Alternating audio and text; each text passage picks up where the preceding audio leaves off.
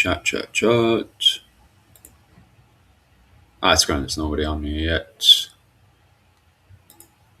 Let's check if everything's linked up. Bum, bum, bum, bum, bum.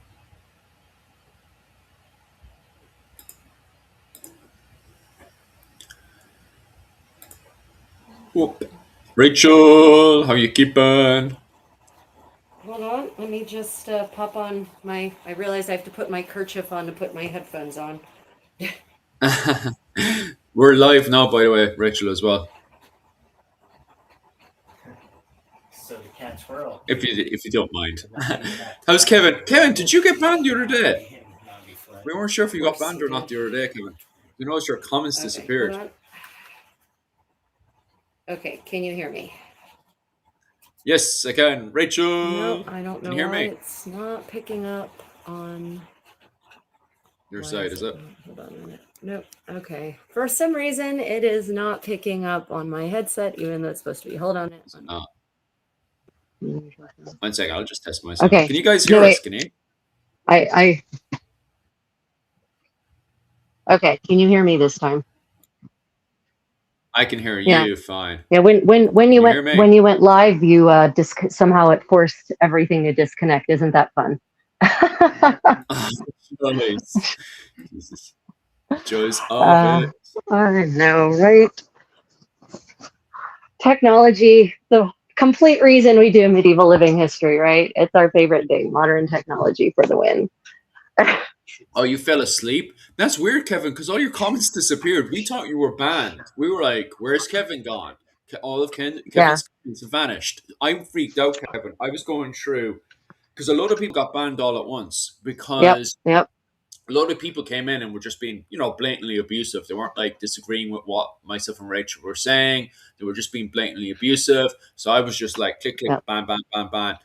And I was like, oh, I hope Kevin didn't get banned in any of that. So I went through the restream, couldn't see your name in any of the banned list in the restream. Then I went over to YouTube, couldn't see your name on YouTube being banned. And I was like, oh, don't tell me, what was it called? YouTube itself banned Kevin, like permanently banned him, like all of his comments and everything removed. Which I've been having an issue with that. So Takeda, one of my super followers, channel member, et cetera, his one account is just banned.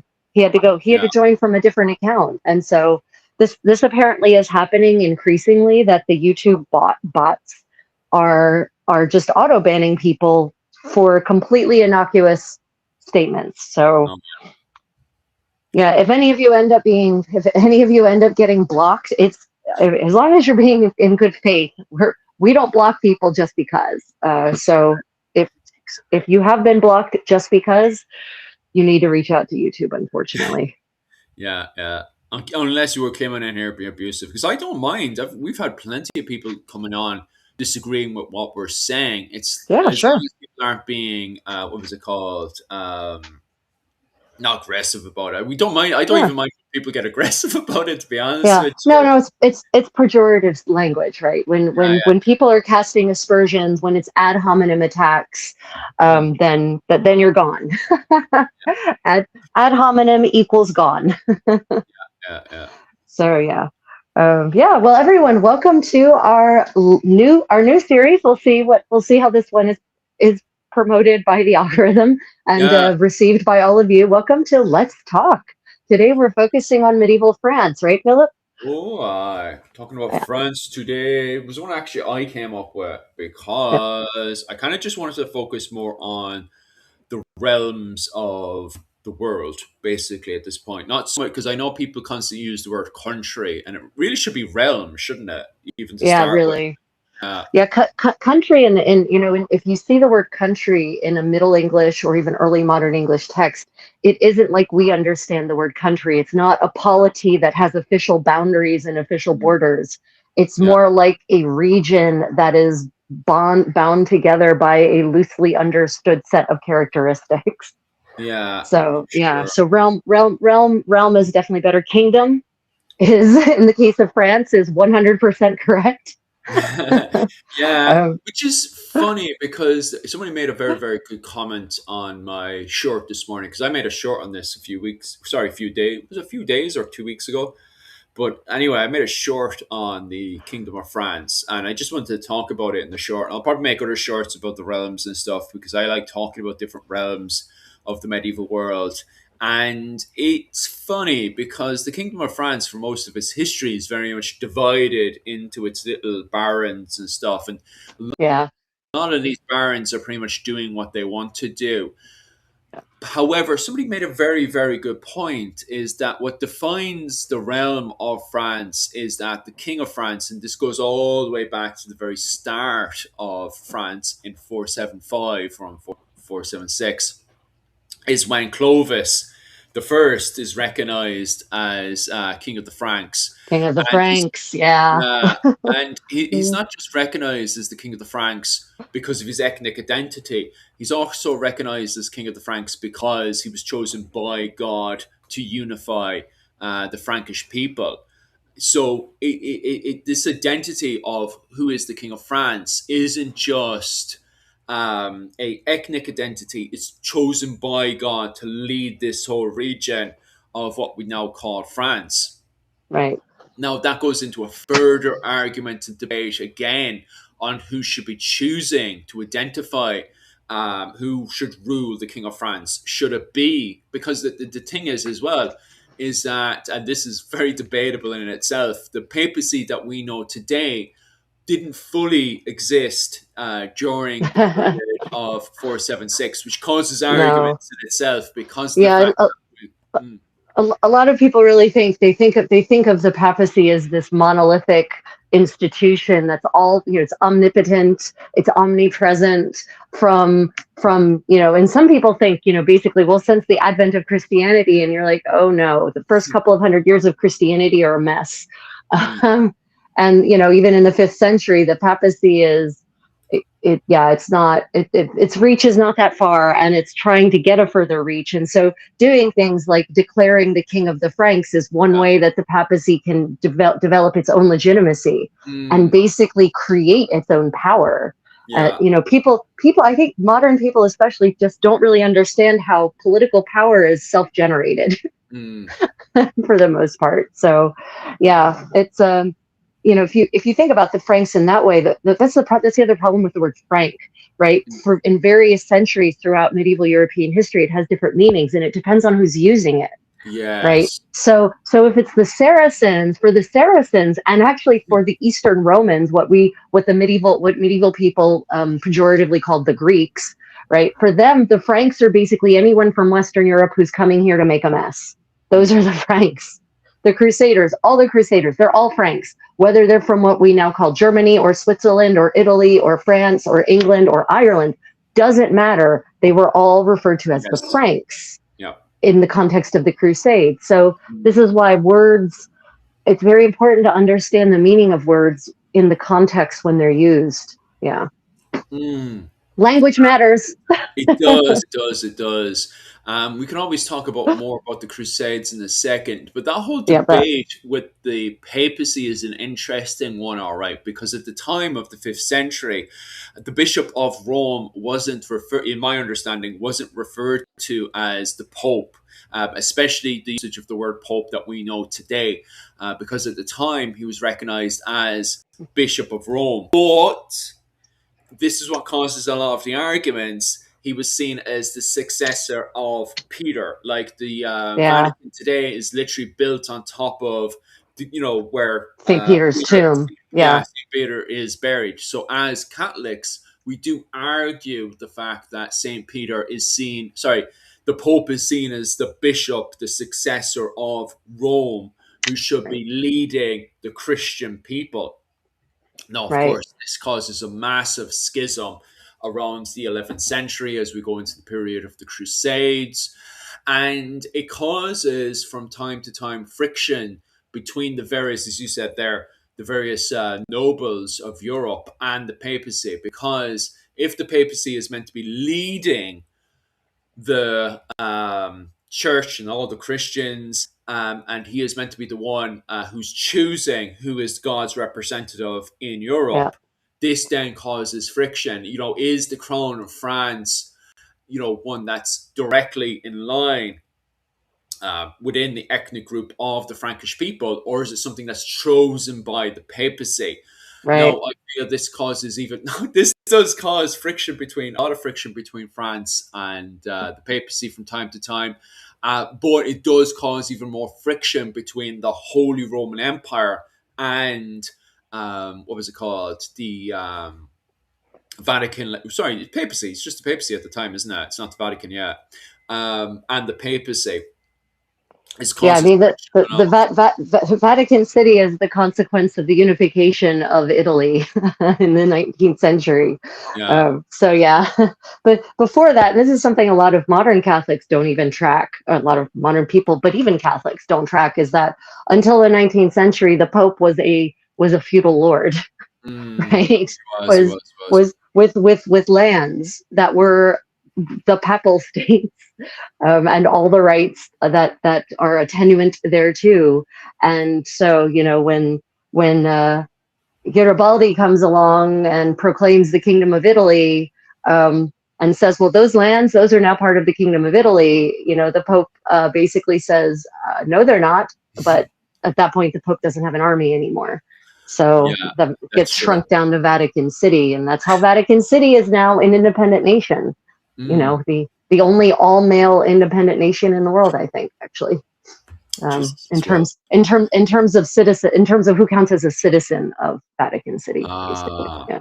But right, this is right, right. getting us Gotcha, off of the gotcha. topic of France. So let's get back to France. And we're talking, Yes. I really want to focus today, especially on daily life stuff, because that's what my people really want to hear about. They want to talk about how people live their lives, what kinds of things they were doing, what were they eating, what were they wearing, what was a day in the life like for everyone. Mm, So yeah, today's format, everyone, it's going to be a Q&A style I mean, we will talk about things that we've prepared, but you all should definitely feel free to ask questions. In fact, we already had a question from Kevin, yeah, Kevin which has is, one. yeah, cagot.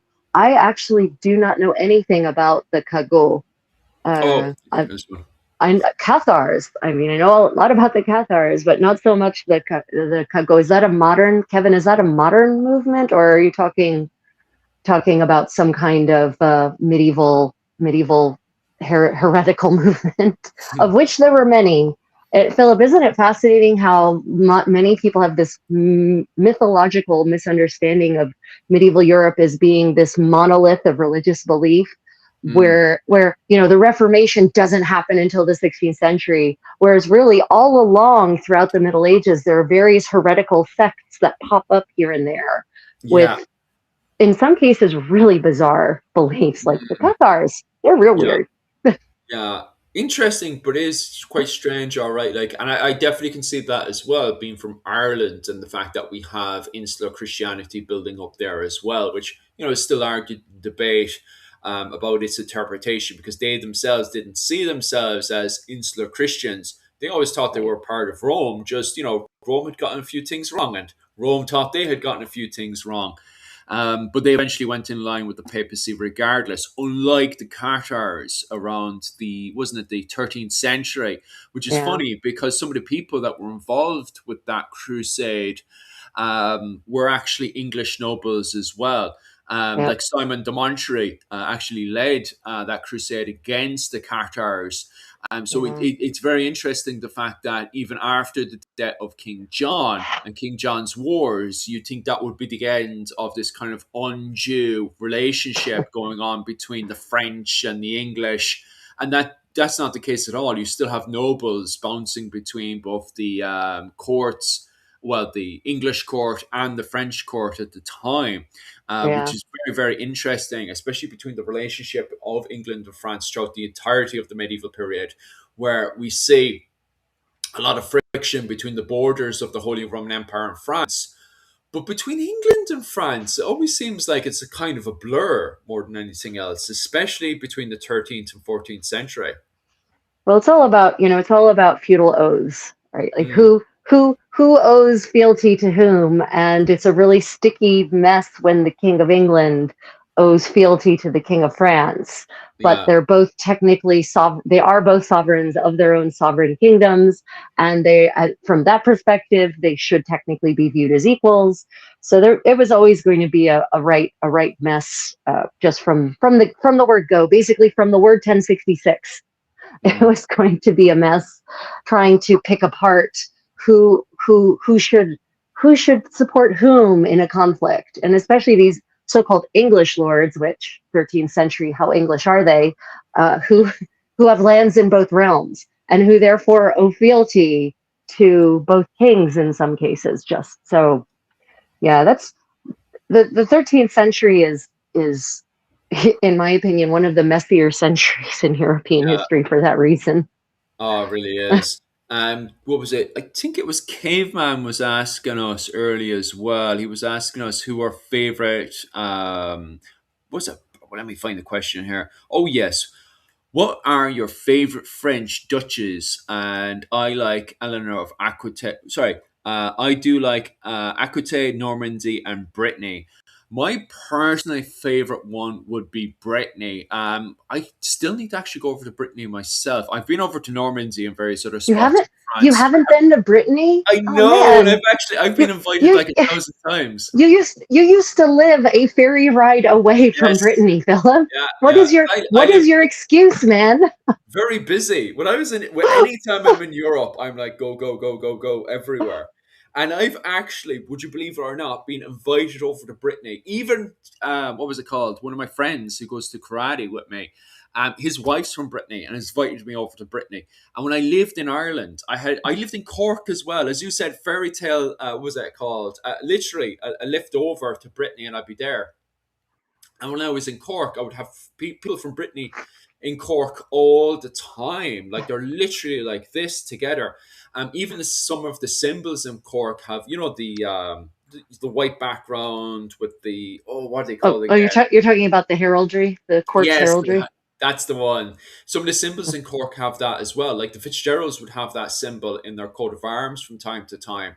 What was it called? My whole region is really close to Brittany. So yeah, they're actually one of my favorite. But I've actually never gone over to Brittany, and it's been killing me. It keeps killing me. It's Oh, been killing me since I was a teenager. That I haven't gone over. Philip, I still haven't gotten Philip, around to it. No, just too Philip. busy. My I goodness. know, I know, I know.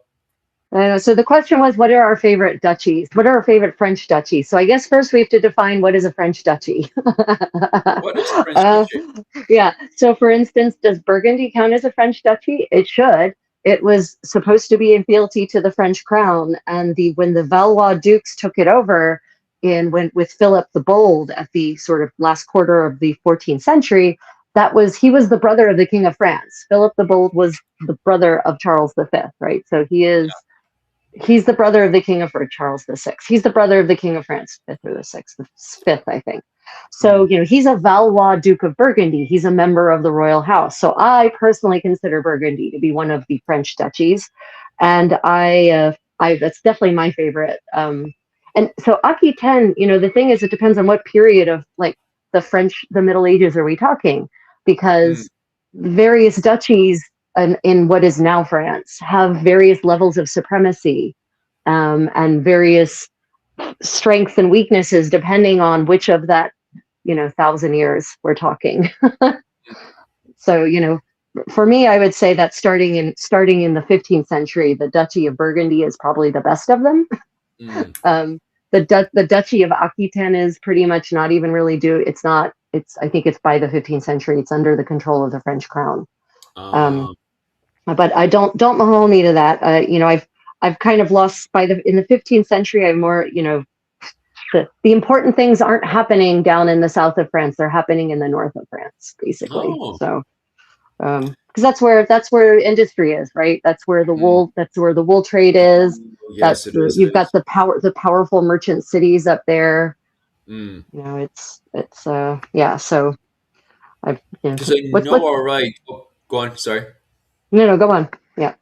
because I know, all right, that's where a whole load of fighting was going on with Flanders and stuff. And every time you bring up those conversations about the Hundred Years' War, you have a lot of World War I enthusiasts jumping in there as well and saying, oh, Flanders is really important in World War I as well. So you can see why it's such a massive deal. The only reason I'm a huge fan of Aquitaine is because of Eleanor of Aquitaine. Also, during Right. the Yeah. 13th century, there's a whole load of movement going on with a lot of knights going around there, that whole area to do tournaments and stuff. You know, I Yeah. remember William Marshall used to hang around Aquitaine for Oh, a good yeah. bit, for a good few Yeah. I mean, tournaments and stuff. in the 12th, in the 11th, 12th, and 13th century, Aquitaine is the best.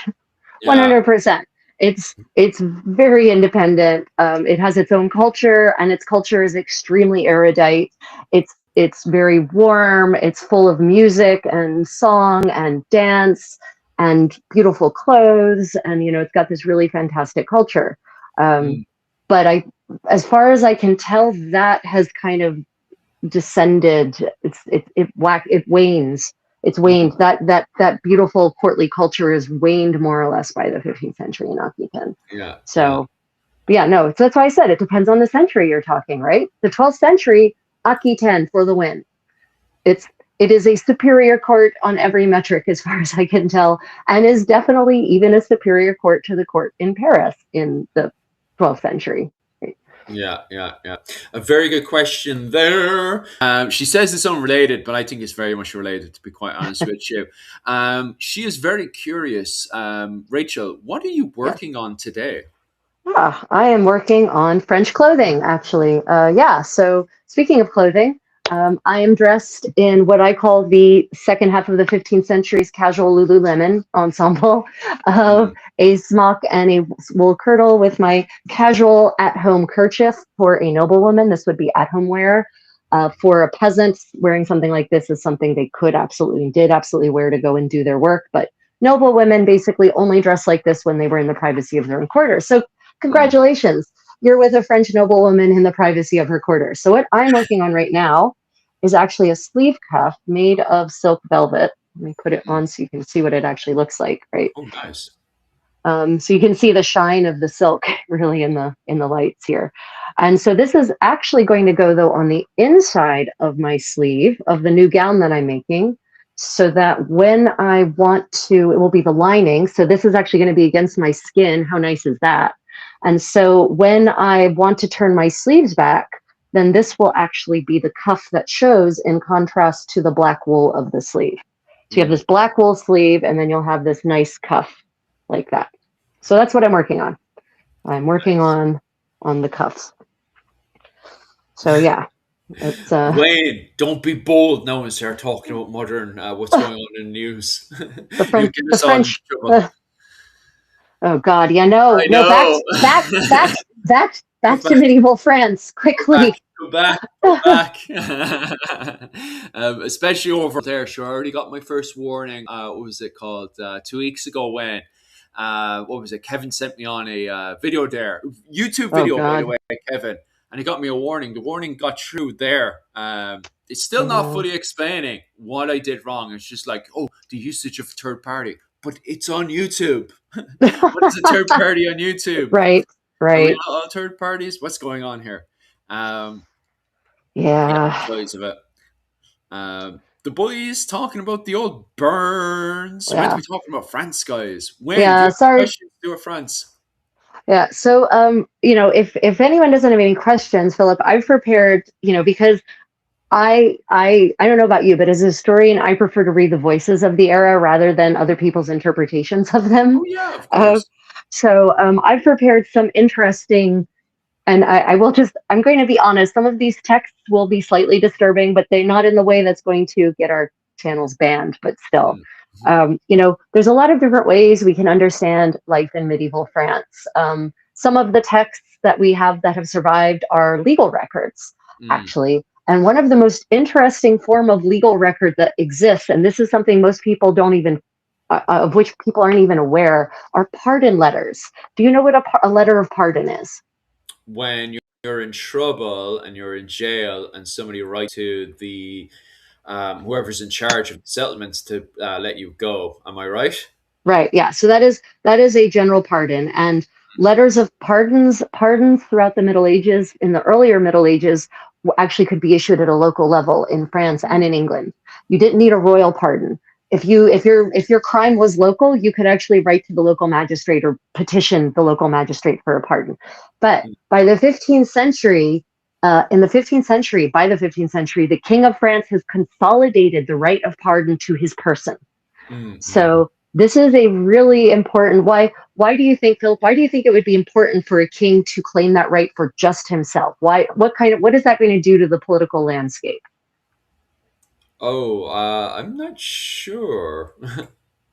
Well, if it's just the king who can do it, and no longer can magistrates, local lords, right? If it's only the king who can issue a pardon, then that centralizes the state. That centralizes the power of the state. And Oh so yes, this is one of those movements towards France consolidating power. This is an important step towards France becoming a nation, like yeah, we yeah, understand it, to becoming a country in the modern sense.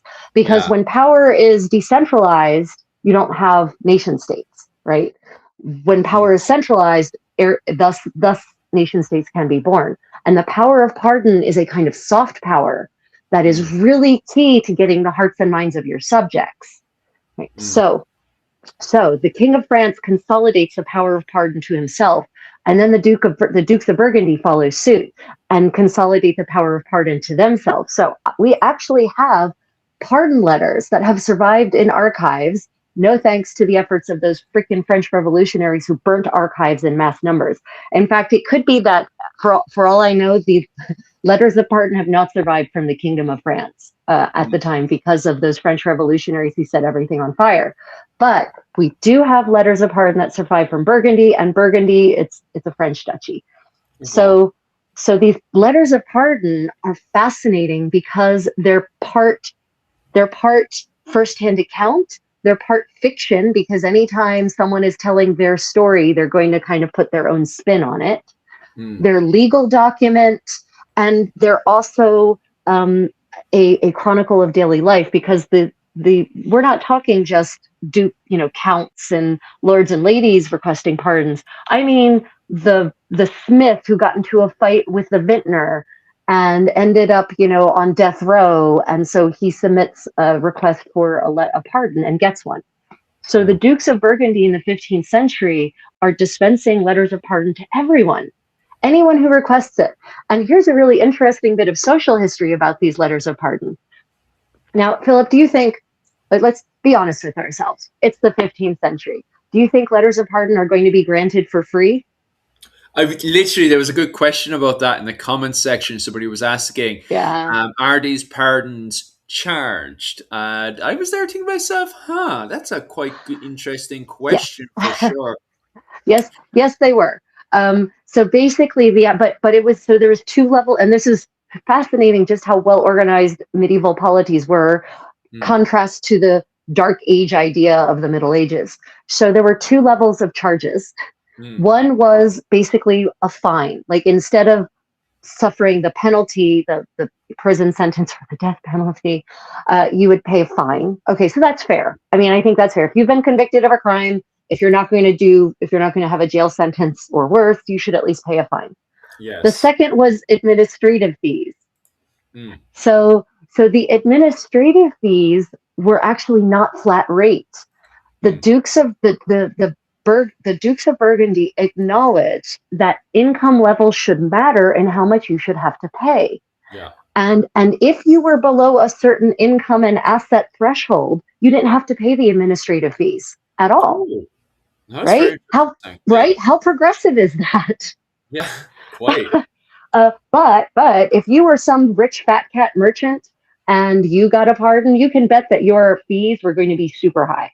And the fines were also predicated, they were on a scale based on your assets and income. So, just because you committed a murder, if you're a smith who only has a middle level income, you're not going to pay the same as Lord so-and-so, Lord Jean de Cussy, who has estates and incomes out the wazoo. That your fine is going to be different. So yes, two levels of fees, but they were both on a sliding scale based on income and assets.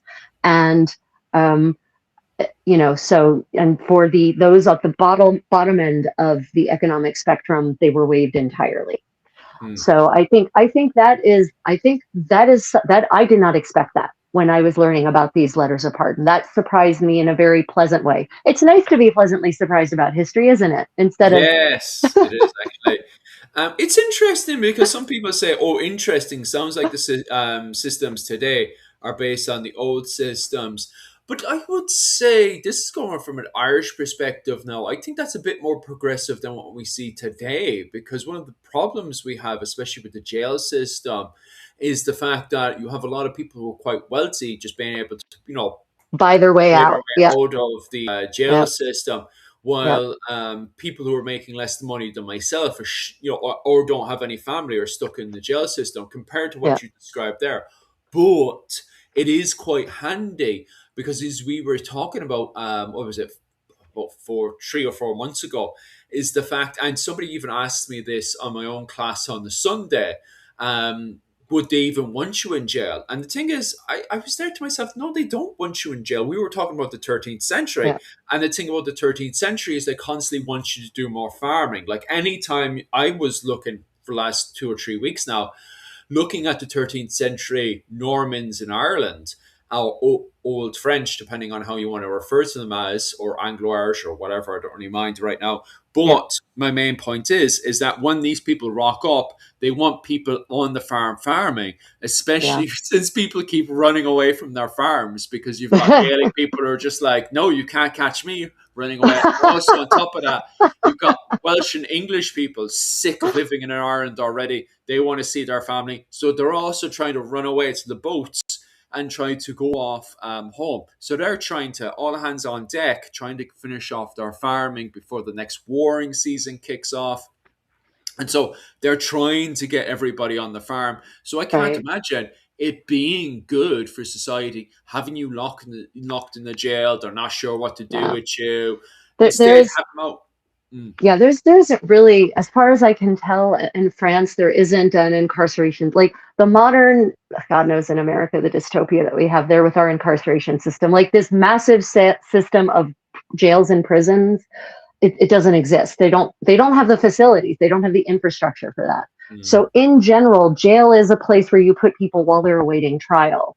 yeah, It isn't necessarily some place that people are supposed to spend a lot of time. The exception is, certain political prisoners will be jailed, but they won't be jailed in a prison. They'll be put like in a tower somewhere in a room and they'll be provided with, they'll pay that for their upkeep or something. So for the most part, punishment is you either pay a fine or there's some kind of corporeal punishment. You'll be flogged, you'll be subjected to humiliation yeah. or death penalty, right? So that's capital punishment, right? So those are kind of the three broad categories. People don't generally spend time in prison like we understand prison sentences today. Yeah. So yeah, were there any other good questions we missed? There was a really good one early on, and it was basically just asking, what does von and as in de, mean at the Oh, start of a surname? right. It these days, "von" in German. Modernly, if you have a "von" in your name, you're blue blood. Oh, But fancy. not necessarily in the Middle Ages. So it literally means of a place. Mm, Um, so if you are Johann von Bockenheim, you are Johann of Bockenheim. mm, But there's a difference between being Johann von Bockenheim and Johann Herr zu Bockenheim or Herr von und zu Bockenheim, right? That means if you're the Lord of Bockenheim, then you're an aristocrat. Same, French. French is the same way. The de is just a demonymic. It tells you where you're from, mm. technically. It's not necessarily the place you were born. It could be what people think of you as being from when they meet you. Yeah, so that's why, Jeanne d'Arc, Joan of Arc. Ah, That's a demonymic. That's where she's from. That's a name that tells where she's from, technically, even though she isn't. But the maid. So that's what the de means of. Fon means of. Depending on how it's composed in the name, it could imply that you are the noble who reigns, has rights to reign over that lordship, that fiefdom, if it's part of the feudal system, or it might just be telling people where you're from, like Leonardo da Vinci, the same thing. The da means he's from Vinci, is what that implies. Oh, fancy. Yeah. Let me see. Just quickly going through the comments and stuff. What do you mean by is it pink or brown? I just seen this comment there. I think the cuff. I think that's referencing the cuff. At first I thought that sounds like it might be a little cheeky. I think it's the cuff. Okay, that's a fair question. I can answer that. It's actually kind of like lion tan. But because of the velvet, it actually takes on different tones depending on how the light is reflecting off of it and the kind of light. So yeah, that's the beauty of velvet, is that even if the fabric is one color, because of the pile and because this is silk specifically, it's going to reflect and refract light in different ways. Yeah. Yeah, mostly people just talking about their various ancestry family connections, connections in Europe and stuff, especially around Germany and France. And the lads, Kevin and Caveman, are having a very interesting conversation about Irish people from the medieval period all the way up to the 19th century that immigrated into Europe, and how their names changed and altered because of that, which is a quite interesting conversation to have. Right. And someone else pointed out about the Irish who fought in various battles, like the Siege of Riana in the early 15th century, where Irish kerns were seen. So that's basically what's going on in the comment section right now. Okay, well, back to France and pardon letters. Philip, I've chosen a couple of pardon letters, not the whole thing. So these pardon letters are extensive. You all should know they're multiple pages long because they provide a detailed accounting of the event. And so when you want to talk about a window into daily life, because these crimes that are being committed are in many cases, they happen in the course of daily life. I'm not talking big complex heists. I'm not talking conspiracies for assassination. I mean, so-and-so got drunk and accidentally punched so-and-so. So-and-so stabbed him. So person A died. And so now person B is facing the death penalty. Person B would like to not die. Could we please get a pardon? Yeah. Right.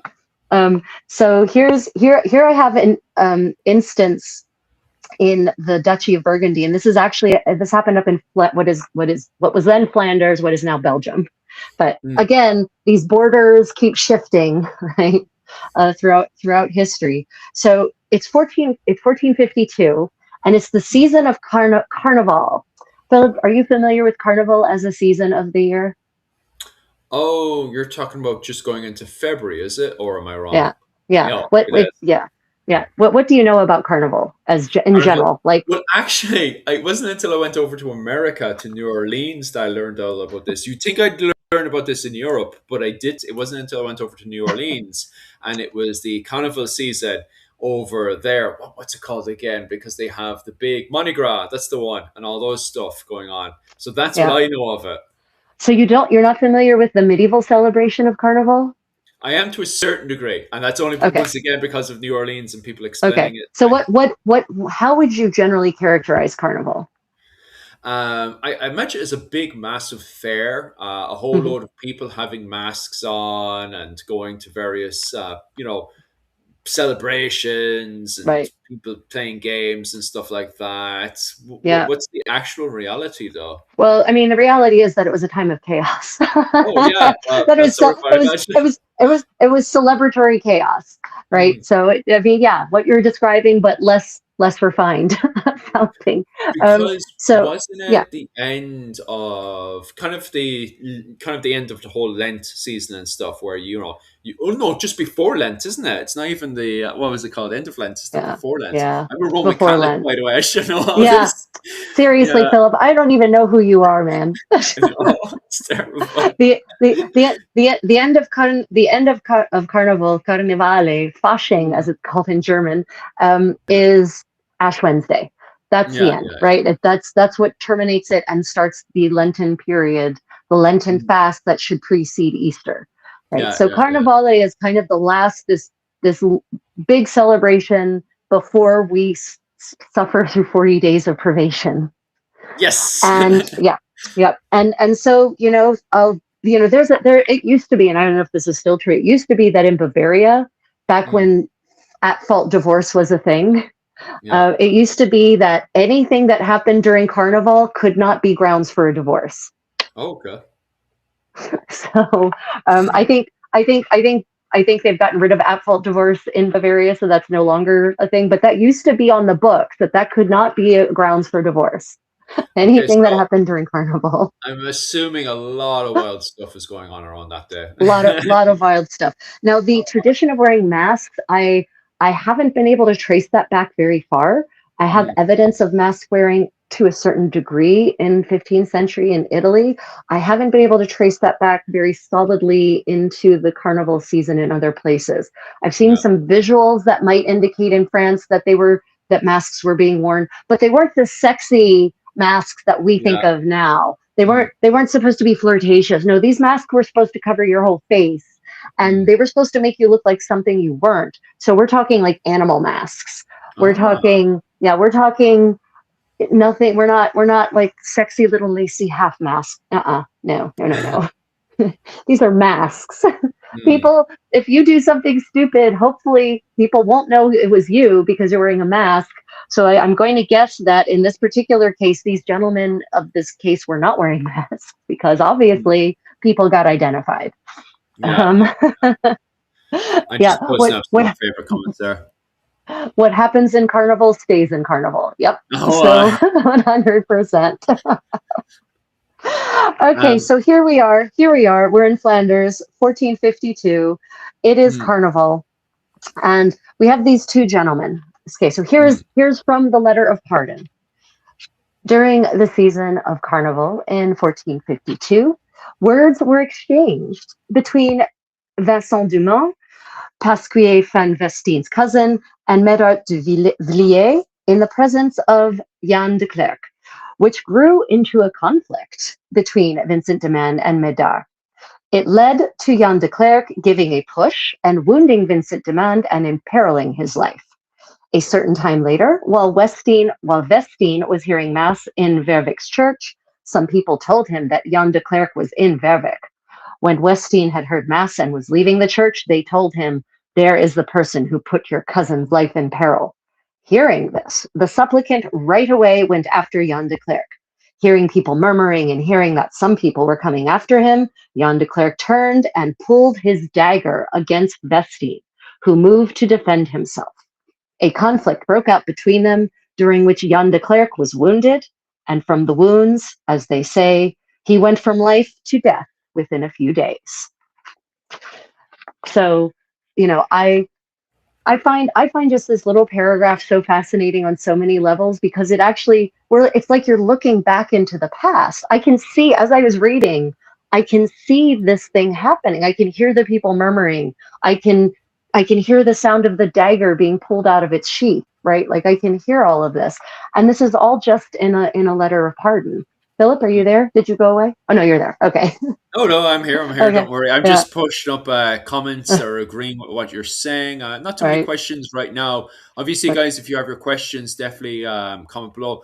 One of your questions there on why the Hundred Years' War took so long, I actually can quickly answer it there. It's simply because after the death of Edward the Third, the negotiations failed. Like that war should have taken only 30 to 40 years originally Yeah. with Edward III, because there wasn't an agreement that came to conclusion between France and England.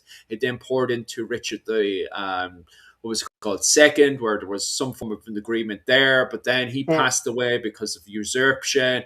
Then Henry V had resparked it, but then the same thing happened again, where after his death, because he died suddenly of diarrhea and vomiting, no As conclusion had the come. the death of many a medieval knight. Yes, lovely. And then, of course, it led to the likes of Joan of Arc to start mopping up the battlefield and stuff, Yeah. especially when the administration had gone to hell. Because Henry VI was left as King of England, and he had the same problem that the King of France had.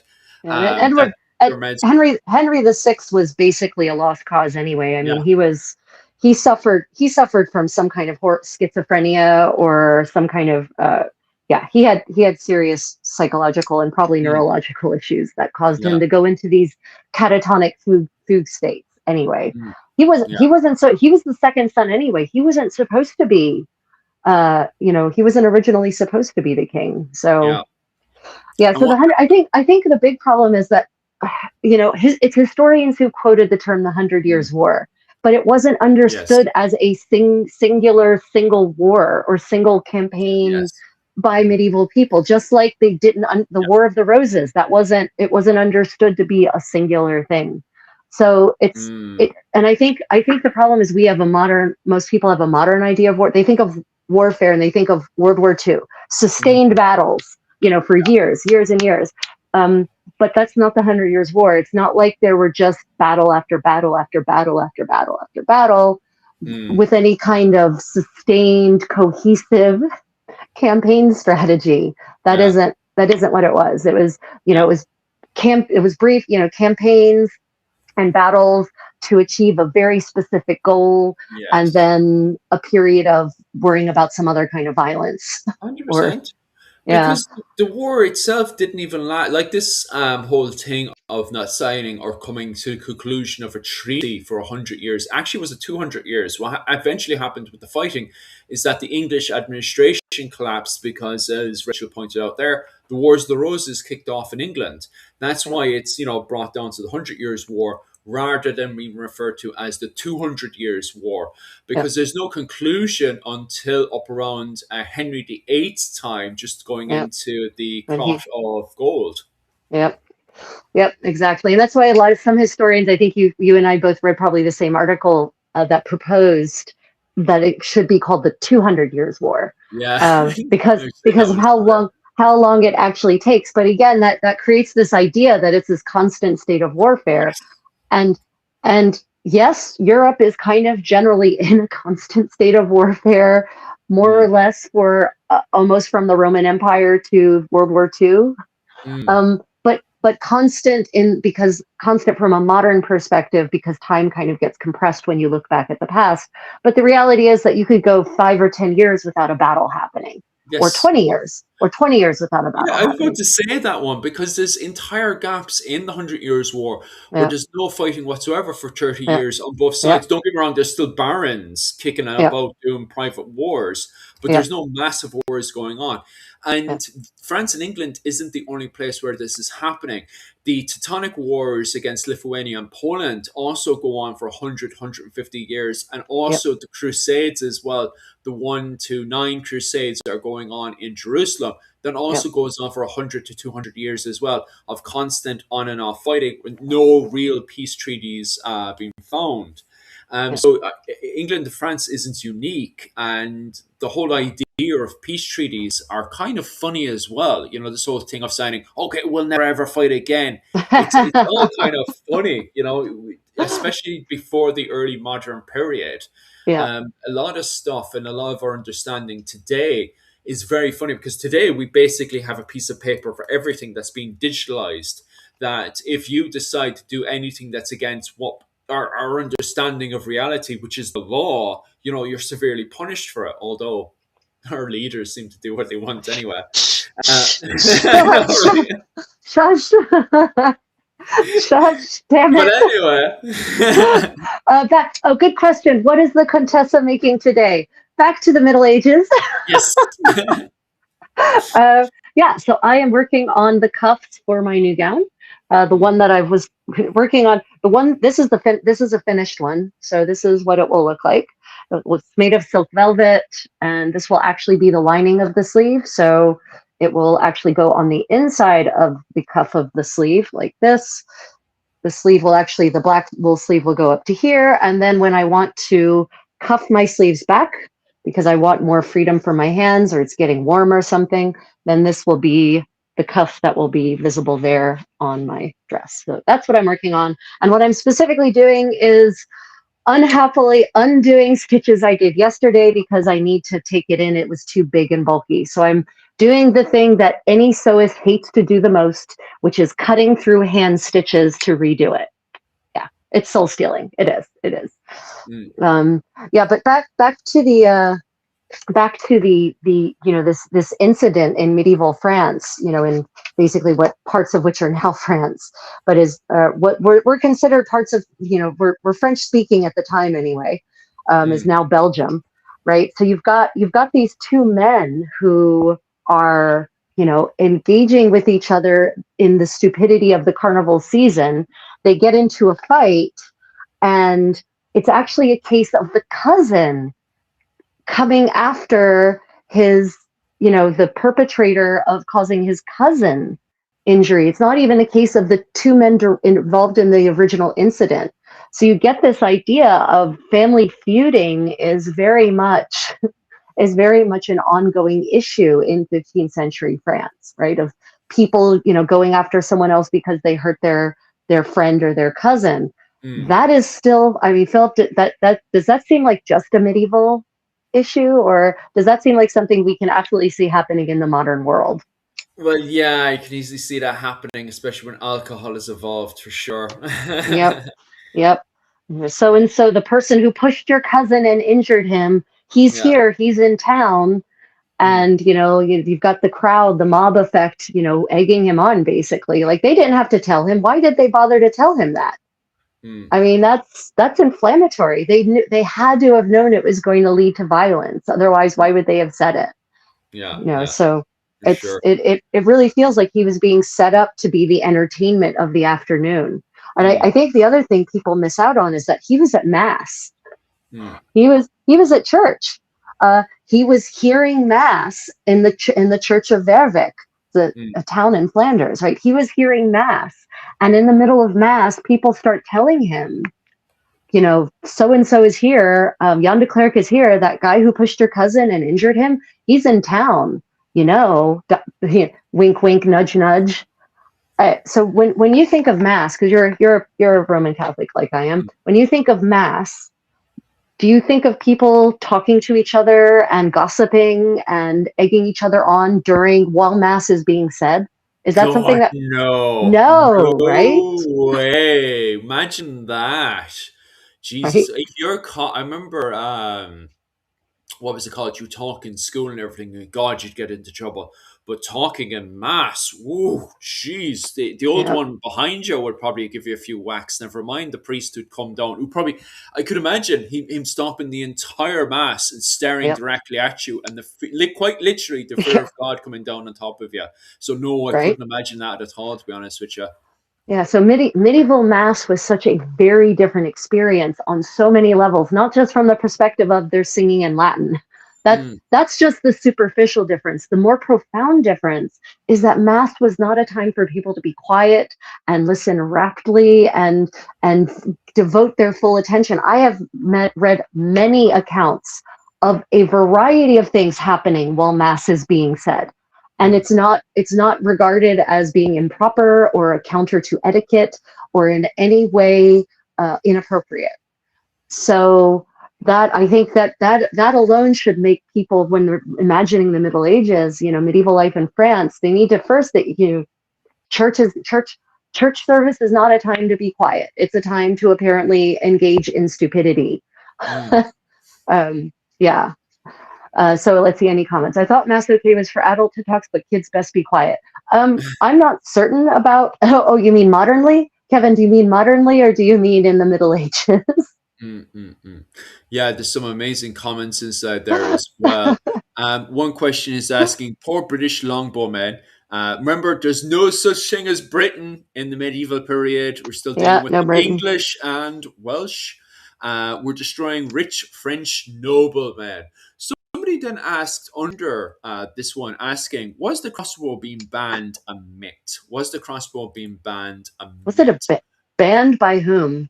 I guess I is a good. heard all That's right a good. that there was a push early on to try to ban the around the I think it was the 10th, 11th century somebody was trying to push our right to ban the crossbow because of the fact that any peasant could pick it up and learn it very quickly and then cause havoc on the battlefield.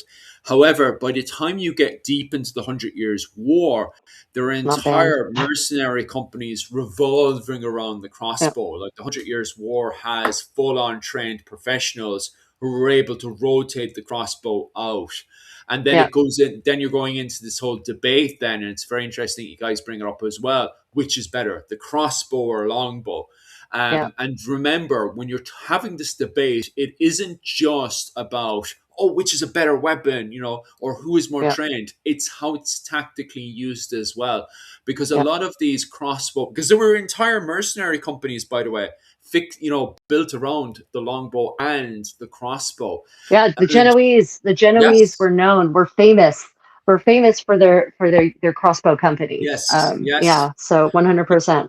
Yeah, because they would rotate. So it evolved around, it sort of looked like a kind of a modern version, well, I say a late Renaissance version of the Roman shields, where they would have massive shields that they would put in front of them.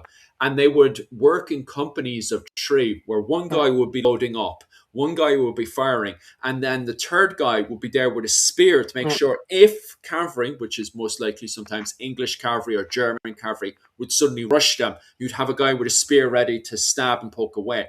Also, they are slowly rotating forward as well. So they would get their shields and slowly but surely creep on the enemy. They're getting closer and closer and closer. yeah. And then the men with spears would suddenly spring on top of the enemy and start stabbing away, making sure to keep their heads down the whole time. So there's a whole tactical thing that academics argue about. On the flip side, you have longbowmen who are very, very light, very quick, and very agile. They'd be constantly jumping on and off of their very quick, light horses. They would jump off and they would put stakes in front of their position. And they would also work with various different kind of pole arms as well to kind of defend them if people were to suddenly rush them and keep them away from their stakes and stuff. And the stakes were also meant to slow them down while they fired off as many longbows as possible. So there's a constant debate on which was greater. I think it really Mm. depends on the situation. As James has pointed out there, the English longbow, exceptionally brilliant at taking out French nobles. Recently, there's been various tests online. Once again, a lot more tests done online about how effective the longbow was at penetrating the armor. So I would definitely tell you guys to look that one up. There was also an amazing question as well, asking, did the Normans of Normandy integrate with the Normans after taking the land? And yeah, they did. They actually did. I'm assuming you're talking about when they were Vikings immigrating Oh, oh around yeah, the 10th century, that they yeah, did become very Francicide. And then, of course, when House Normandy captured England, then you have dozens of branches of the Normans that immigrate over to Sicily, the Holy yeah. They go Land, everywhere, right? yeah, Like everywhere. it's the Norman conquest of Europe is never talked about, right? But and yet they get in their boats and they're like, "Ooh, we made it to England. We can go other places too." Yes, they do that as well. Like they should pop here, there, and everywhere. Because of the fact that they do from Normandy, they go over to Jerusalem, Byzantine Yep. Empire, Sicily. Sicily, yep. Yeah, Widespread, widespread. mm, It's of uh, course if you go to Normandy, like modern day Normandy, and you go to a museum, you're mm, likely to find lots of references to the golden era of Normandy yes. as being like the 11th and 12th century, basically. Mm, mm, mm, mm. Um, yeah. Is it okay for? Oh yeah, Kevin was just saying. I thought mass was okay for adults to talk to, but kids best be quiet. That's very unfair on the poor children. Don't they like to run around and stuff? No. And I don't even, so I'm not even certain that medieval children attended mass, honestly. I really, don't, I'm saying that, I'm not saying, okay, let me explain why I'm saying that, mm, because I haven't read any chronicles that talk about children being present. yeah. Do you know what? I So, think you're right as well. so I'm not saying they didn't. I'm just, now that this is a question, I've never thought about it before. I don't know that I'm not certain that they did attend mass until a certain age. and Mm, and let me be honest, that would make sense because children, the way medieval children were potty trained was not like we potty train them now. They didn't wear diapers. They basically kind of went free until they figured out how to actually use a chamber pot properly, Mm, and not just defecate on themselves. So I'm going to assume that no one wants little children who are just pooing everywhere in church with them. mm, Is kind of like where I'm going with that thought. And the other thing is that you would, their mass was heard at, different times of day. So it would be possible for some members of the household to go to mass at this time and others to go at a different time, so someone could stay behind and watch the children. mm. Again, I don't know. I haven't read anything that says children did not attend mass or should not attend mass. I just don't haven't read about them being present at mass. Yeah, it seems like one of those things that if it is happening, they just kind of assume that it's happening, that the Right? children are not going to mass because it's probably seen as probably too intelligent for them or something. Do you know, why would they be there when they could be out in the field or something? Perhaps I don't know. Very, very interesting. Maybe it is one of those assumptions where you're reading the literature and they just assume that the child didn't go to mass today. Yeah, now I'm going to have to go look that up later. I know, right? Now I'm super curious. I'm going to look that up, and we'll talk about that the next time. Children Yeah, attend yeah. mass. Dogs did. I will tell you. I will tell you that this is another thing about church space. Whether we're talking medieval France or pretty much anywhere in medieval Europe, Mm, the church. Philip, when you think of a church, okay, hmm. you think of it as a sacred space, right? Yes, Like yes, sir. it's a okay.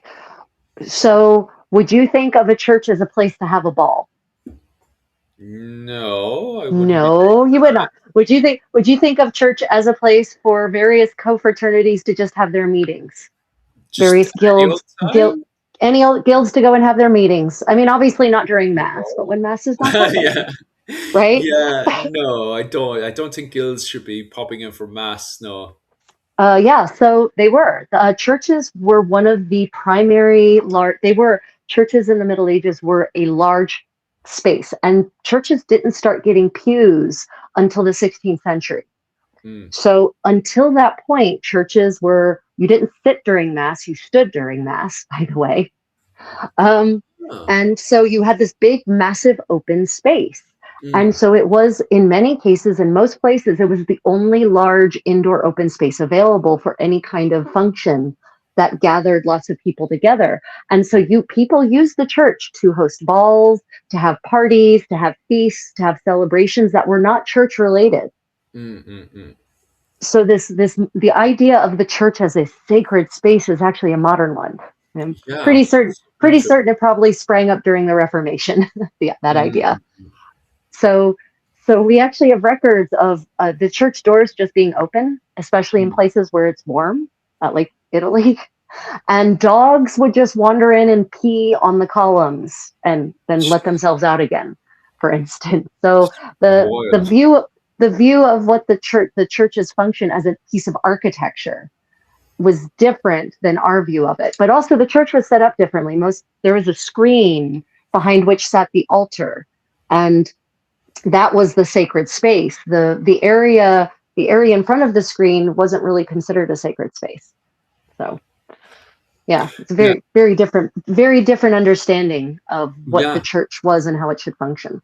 Yeah, it is very, very interesting. As the comment section is pointing out there, the churches were more like community centers than Yeah, anything else, that this was the center of the community, which is exactly. very interesting because in Ireland, during the Golden Age of Ireland and stuff from 550 all the way up to the 13th century, except for when the Vikings come in, we don't have any form of like urban cities, but we still have the idea of what a city is as in a center point, as in, so what you have instead is monastic settlements, and then you have a Mhm. whole load of ring forts around the place where the Irish would live. So the Irish themselves, the clans, the king groups would live in these ring forts, but then on the Sunday or special occasions they would come to the monastic settlements, the center of society, and they would have their clan assemblies.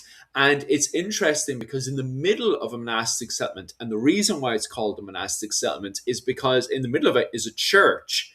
And so it's very interesting that the assembly of the clans and everything was held inside the center of the Right. church. That's Right. so fascinating that in the center, in the heart of Ireland, the capital of Ireland as well is Clonmacnoise, and Clonmacnoise is quite literally pinned in the center of Ireland. Clonmacnoise is the center of Ireland, and in the center of that is obviously St. Kieran's Church, monastic settlement, Clonmacnoise monastic settlement, and that is the seen as for many people the capital of Ireland when it was moved from Tara all the way over to Clonmacnoise by Diarmaid Macru.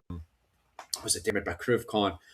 Moved the capital over, and he was also seen as the last pagan king. So it's very interesting that the whole idea of cities in Ireland comes from the idea of monastic settlements being in the center, and as people said there, the community center. And that's where springs up for. I know it gets a bit funny in Ireland because of the whole development of urban city settlements and the fear of a lot of Irish people have because of plagues. The whole idea of urban city settlements doesn't really evolve like that. But I'm sure in Europe, that is how city settlements start to spring up bigger and bigger, is around the whole idea of the church being in the center, does it? Well, I mean, so I don't know why Ireland didn't have urban centers, but you know, the continent had urban centers for centuries and centuries. For the Romans, you know, in places that hadn't had them before, the Romans introduced them. Yes. So that's where that idea of urbanity comes from. It's from the Romans, and the Etruscans also had cities, but the Etruscans just didn't. They weren't prolific like the Romans were. So you know, the idea of the church being the center does come from Rome, but not from Roman religion, because the basilica was the community center of ancient Rome. But it wasn't a temple. The basilicas were not temples in Rome. They were just these giant buildings where state affairs could be conducted, where court could be heard, where pleas could be made, and they also functioned as community centers, like we would understand a community center. So the modern church actually takes it. The Christian church takes its shape from the basilica, basically from that idea of this big building that comes from the basilica, and a basilica, as I said, was originally not a religious building at all.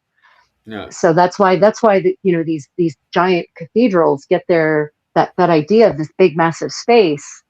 That wasn't an early Christian idea. That was a piece of functional Roman architecture, basically. That it was acknowledged that it's functional. So if we want to have a big space, we might as well make it into our cathedral, where the place where the bishop has his throne. That's what a cathedral is, everyone, in case you were wondering.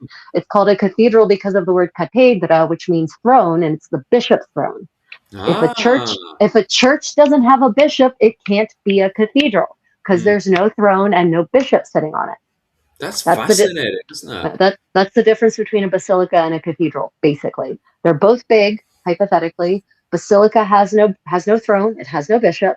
A cathedral has a bishop, technically has a bishop's throne. Yeah. And pulling us back to France now, Kevin asks a very interesting question, and I'm just wondering what period in particular Kevin is thinking about. But he asks the question: did men in Brittany have longer hair for a long period of time? I've noticed many depictions of Briton men had long hair from Brittany in France. From in what era specifically? Yeah, I was curious about that as well, Kevin. What era in particular are you looking for? That's what he's talking about there, Rachel, because I have no idea, to be honest with you. I would need a period. Give me a period. Give me an era. Men's hair, we were discussing this yesterday, and I want to, Jamesy, back down, please. Jamesy, Twitchy. Jamesy is a big supporter of mine. Jamesy, please. I would ask that you just please be polite. You're a really big supporter, and I love you, and I love your contributions generally. Please, I'm asking for just a little more courtly Contessa-like etiquette, please.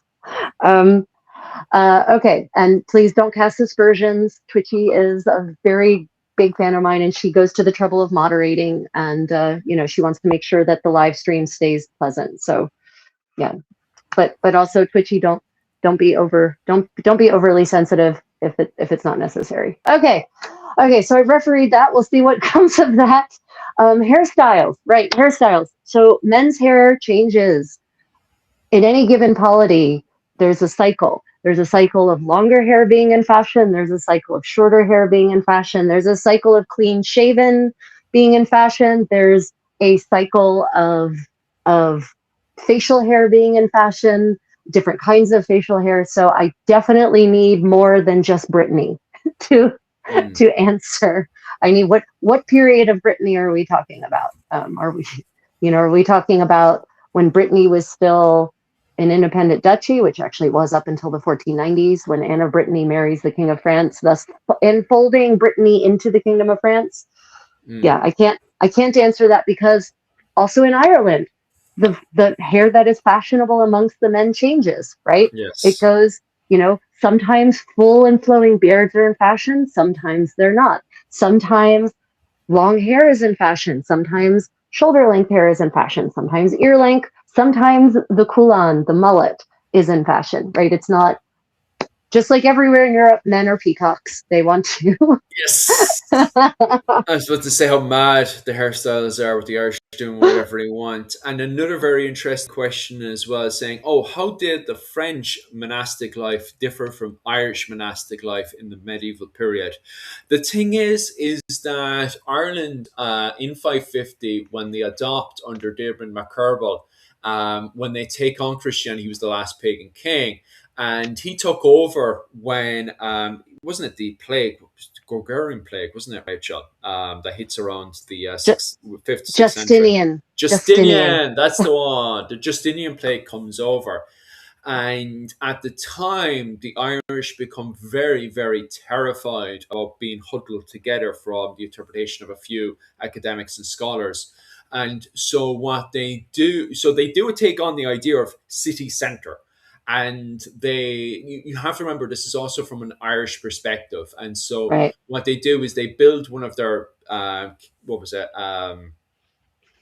Ciarán decides to build his main monastic settlement in the center of Ireland, because he's like, well, if Rome is in the center of Ireland, then we better put our capital in the center of Ireland. So they build their center, and they're in the middle of it. They build St. Ciarán's monastery, right? And that is the capital, the center of Ireland. But the problem is, at the time, the Irish don't want to be clumped together because of plague outbreaks. So everybody, instead of, before this, by the way, they were all living in Bronze Age, big, massive Bronze Age Celtic ring forts. And they had been living there for generations on generations upon generations. But now suddenly they're building these city kind of settlements, but nobody wants to live in these city settlements. So what they're doing is every individual is kind of building their own ring fort, and they're some are defensive ring forts. So most people are building farmstead ring forts. So it's just a basic, very basic farmhouse with a ring fort, a very, very sometimes they Right. don't even have proper walls or anything to it. It's just to say, this is my little home, leave me alone.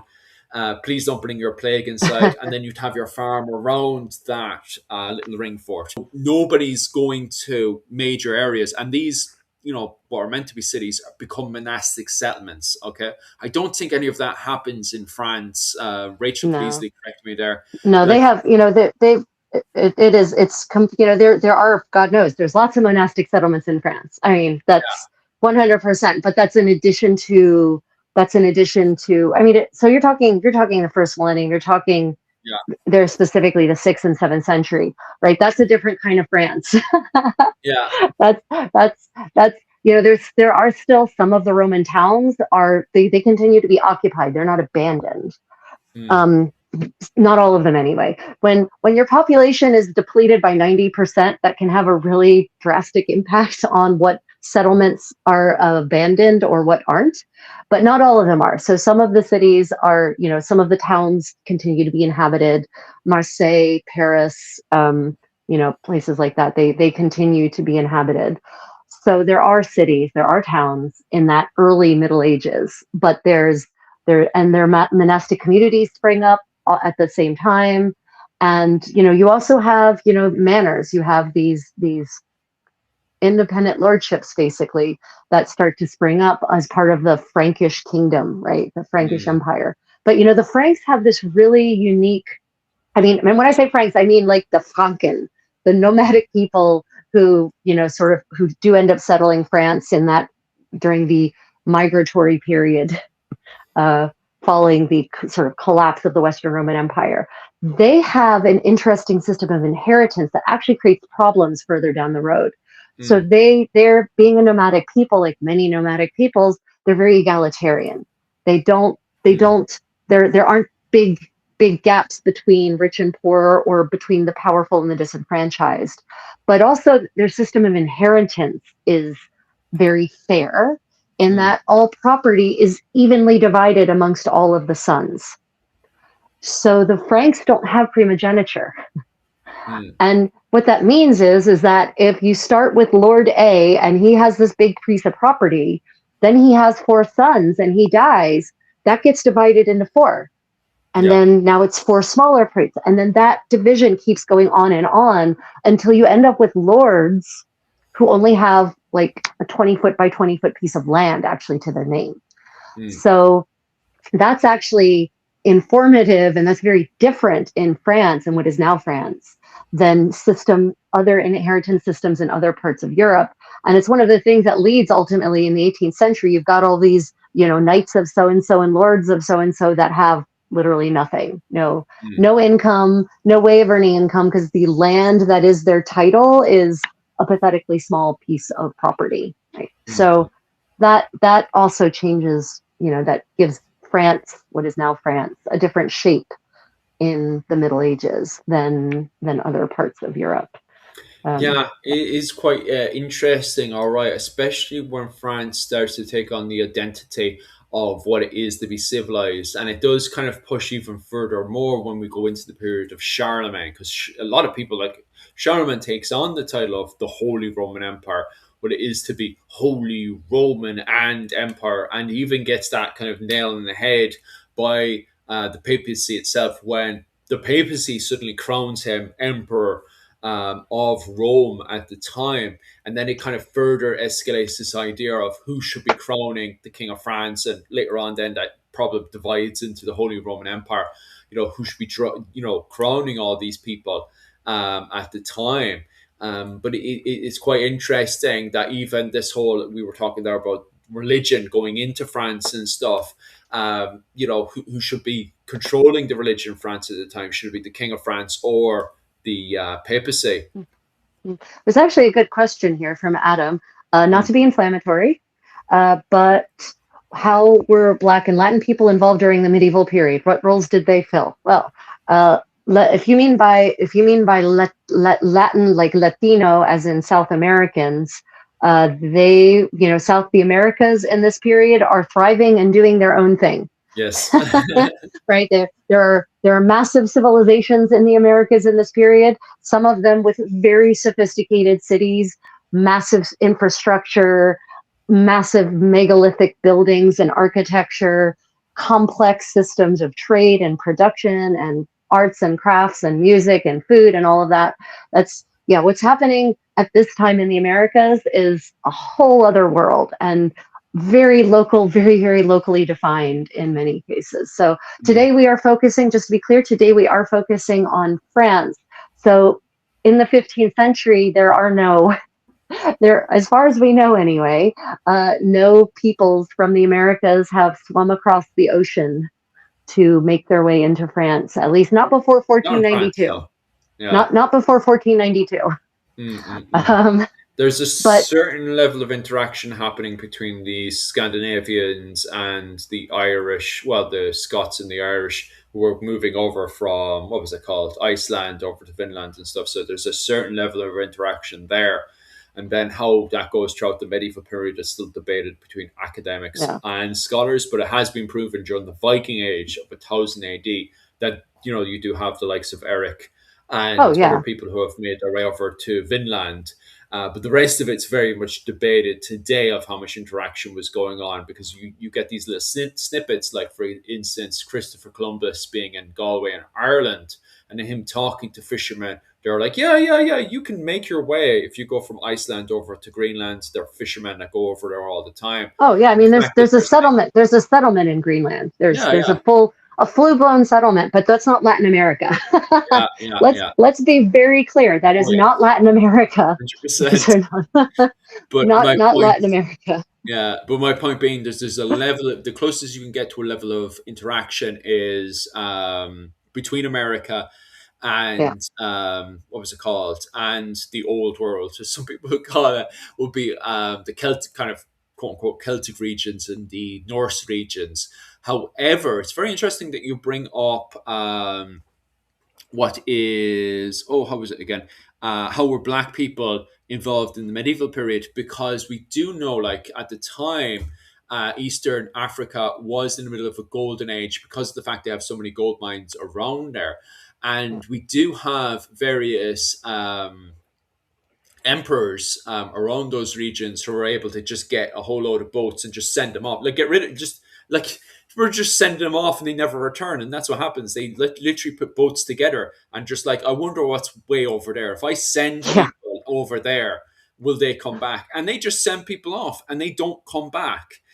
So those, it's very interesting that you bring up that term. So from all the research that I've done into that topic, I think Rachel can correct me on this one. I think it happens about 3 times in written documentation that I know of, anyway, where the emperor is just like, in East Africa, is just like, I'll just send people off willy nilly. And the fact he can do that goes to show how wealthy they were, that they can just, suddenly just arrange a whole load of boats and just go, right, off you go, Yeah. And then the fact it failed, that he would just send them off again. But I know of nothing of them returning. I only know of it happening 3 times, I'm sure of. And finally, the fact they didn't return shows they didn't come back with any Latino people. But, it would be interesting if they did return, because I could imagine them returning with Latino people for sure. But I don't know any of account of them Yeah. returning. I think Christopher Columbus is the only one that I know of in the late medieval Renaissance that was able to go over there and return with people that he had Yeah. And kidnapped. he wouldn't have. You're talking about Latinos as in people living in what is now Latin America. Columbus didn't Mm, get to North America at all, by the way. yeah, The yeah, people he brought back were anyone. If he brought anyone back, they were from the Caribbean. So yeah, it's not yeah. even. We're not even talking about like South America. So Mm-hmm. yeah, there's no real accounts of people from the Americas in medieval France, not going up until you know up until the end of the 15th century. There are accounts of Black people though. So if you're talking about Black people Yes. as in Black people from Africa, then yeah, there are accounts of Africans, not just people who are called Black, but Africans in Mm, France. They're not. We're not necessarily talking about large numbers, but there mm, were traders for certain. We have customs accounts that point to ships that are led by African crews. They're mm, called things like Peter the African, for instance. There's even some visual evidence of Black people in the court of Burgundy, for instance, like in portraits. I'm not talking about mythological or mythical or legendary or pseudo historical paintings. I'm talking about paintings depicting members of the court. And there's mm. one I'm very specific one I'm thinking of, where there's a gentleman standing in the background, and boy does he look like he is from sub-Saharan Africa. um, but yeah, there is evidence of the occasional Black African in what is now France, interacting, sometimes even setting down roots. There's genetic evidence that of skeletons that have markers, genetic markers, DNA markers that point to origins of West Africa. Mm. So there is some evidence, and I have a feeling that there will be more evidence that will be forthcoming as more documents are explored, primary source Yeah. medieval documents are explored, as they're digitized, as they're translated, as they're transcribed. I think we will, and especially if we start looking at the evidence with fresh eyes, instead of Mm, assuming that what we're reading is all about white Europeans, right? mm. Maybe if we start looking at it with fresh eyes, we'll start seeing things that we ignored before. Yeah, that's Yeah. very true. Because we constantly, like, even the history of nomads around both West Asia all the way over to Eastern Europe and stuff. It's such a massive blur. Myself and my wife talked about that. We have a friend from Hungary, and his background, because he comes from what was it called, Eastern Hungary. His background is crazy, and you can see it on his face as well. And sometimes he would talk about his nomadic past and stuff, like his background, his grandparents, and how mixed they were between Moscow and Poland, and also the various. He proudly talk about his kind of nomadic history as well. And there was also a whole load of nomadic in Ireland. If you're living in Ireland now, obviously, there is actually a nomadic. Hungarian living historians in Ireland as well, and they have Right. their horses and their full kit as well, and they're massively mixed. You can see with their cheekbones and everything how they're mixed between Right. what was it called, West Asia and Eastern Europe. Like, it's absolutely fascinating. Like, so Yep. it's definitely something we should definitely delve into Yeah. and do much more, kind of DNA testing and everything away. Like, for both all sides, to be honest with you. A lot of people do say if more people did DNA testing, we wouldn't have too many problems. The problems especially the problems that are popping up today. Like, I know Right. for me, it was a massive shock with my father. My mom wasn't too bad. My mom, it's funny enough because my mom was born in England, and she ends up almost 90% Gaelic, Irish, native Irish DNA. But my dad, who a lot of people were like, "Oh, you're Irish, Irish," and blah blah blah.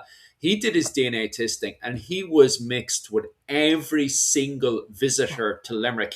Like, my family's from Limerick and Cork, both port cities. And wow, my dad's DNA really showed up on that one. Not only, I think his DNA was like 50 to 60% Gaelic Irish, but the rest of it then was a mixture of, what was it, English, French, Scottish, Spanish. There was Palestinian DNA in there. Right. It was insanely mixed. And we're still talking today, like, how the hell did Palestinian DNA pop up in my dad's DNA? So absolutely fascinating that my Yeah. dad's family had pretty much mixed with every single visitor to Limerick. Well, I mean, the thing is, I've said this before, but there are people here who have maybe not heard this before. Um, those DNA tests vary in how accurate they are, depending on the Mm. company you choose to use, but also the way it's not like there is a gene that literally has an Italian flag on it. Yeah, Right. that's very true. So the way that these DNA tests work is that they've done studies, meta studies of genetics and what genetics are prevalent and what genetic markers, specifically, they're looking for specific markers, are Mm. prevalent in specific populations. And so, yes, the marker that showed up in your dad's blood might be primarily associated with Palestinians, whatever that means for them. But it might not actually mean that you have an ancestor from what is now called Palestine or what was called Palestine. It could just Yeah. be a freak that one of your ancestors or in your ancestry someone has this marker. They just Mm. happen to have this marker, but they're still from Ireland or from Yeah. Western Europe. Right. So I just want people to be clear about that. These DNA tests are not as cut and dried as we've been led to believe they are. Remember that. Yeah, there's a good comment. Caveman. Damn it, we lost it. Caveman. Speaking of Africa, Africa had empires like Mali and Ethiopia, absolutely. Yes. Plus Great Zimbabwe. By the way, everyone, if you aren't familiar with Great Zimbabwe, go look it up. And damn it keeps me. During these eras, and of course the different caliphates along the north coast, all rich with culture and history. Caveman, 100%. Plus, Spain in this era, the Iberian Peninsula in the Middle Ages, is massively a crossroads between Africa and Europe.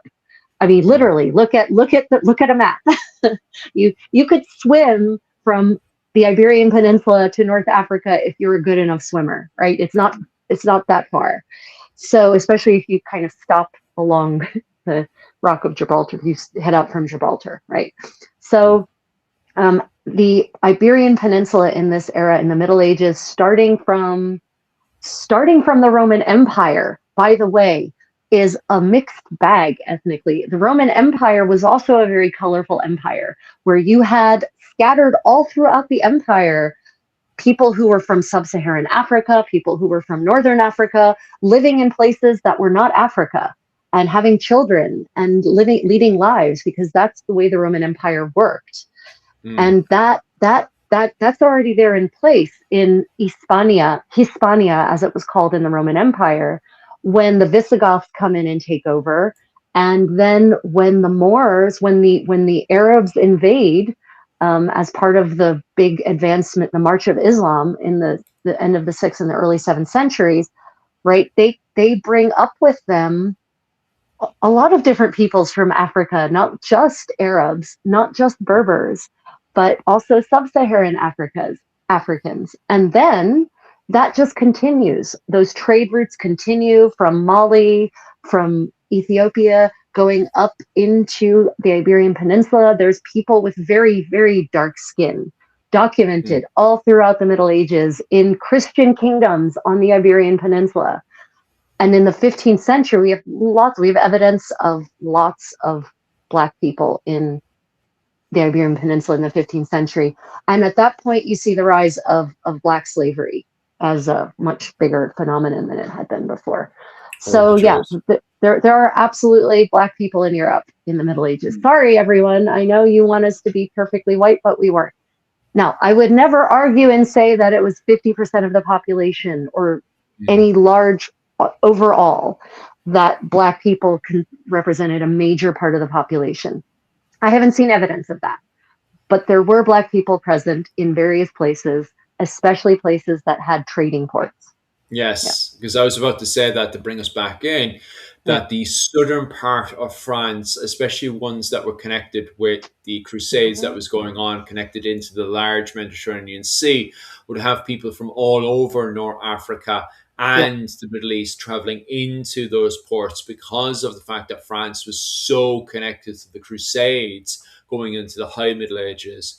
yep, So yeah, I would say that maybe, well, except for when you have all these invasions and piracy coming in from the Caliphate into the Frankish areas at the time during the early medieval period. But then once we go into the High Middle Ages, it flips around again. And those ports in the south of France aren't repelling foreigners out. They're bringing foreigners in because yeah, now France is pulling, because of the success of the Crusades from a Frankish perspective, they're now pulling these people over to the southern ports of France, which even today, those southern ports in France are massively diverse, very, very yes. diverse Yes, ports. yes, they are.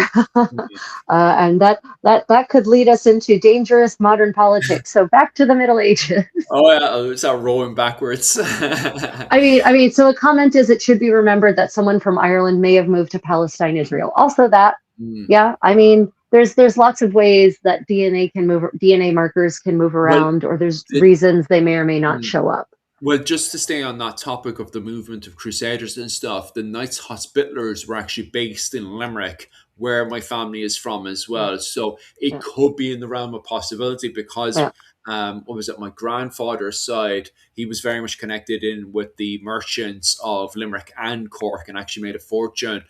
Um, During that period and stuff. And it could be the fact that, way early on, he may have been connected with the Knights Hospitallers and stuff, but, we just don't know right now.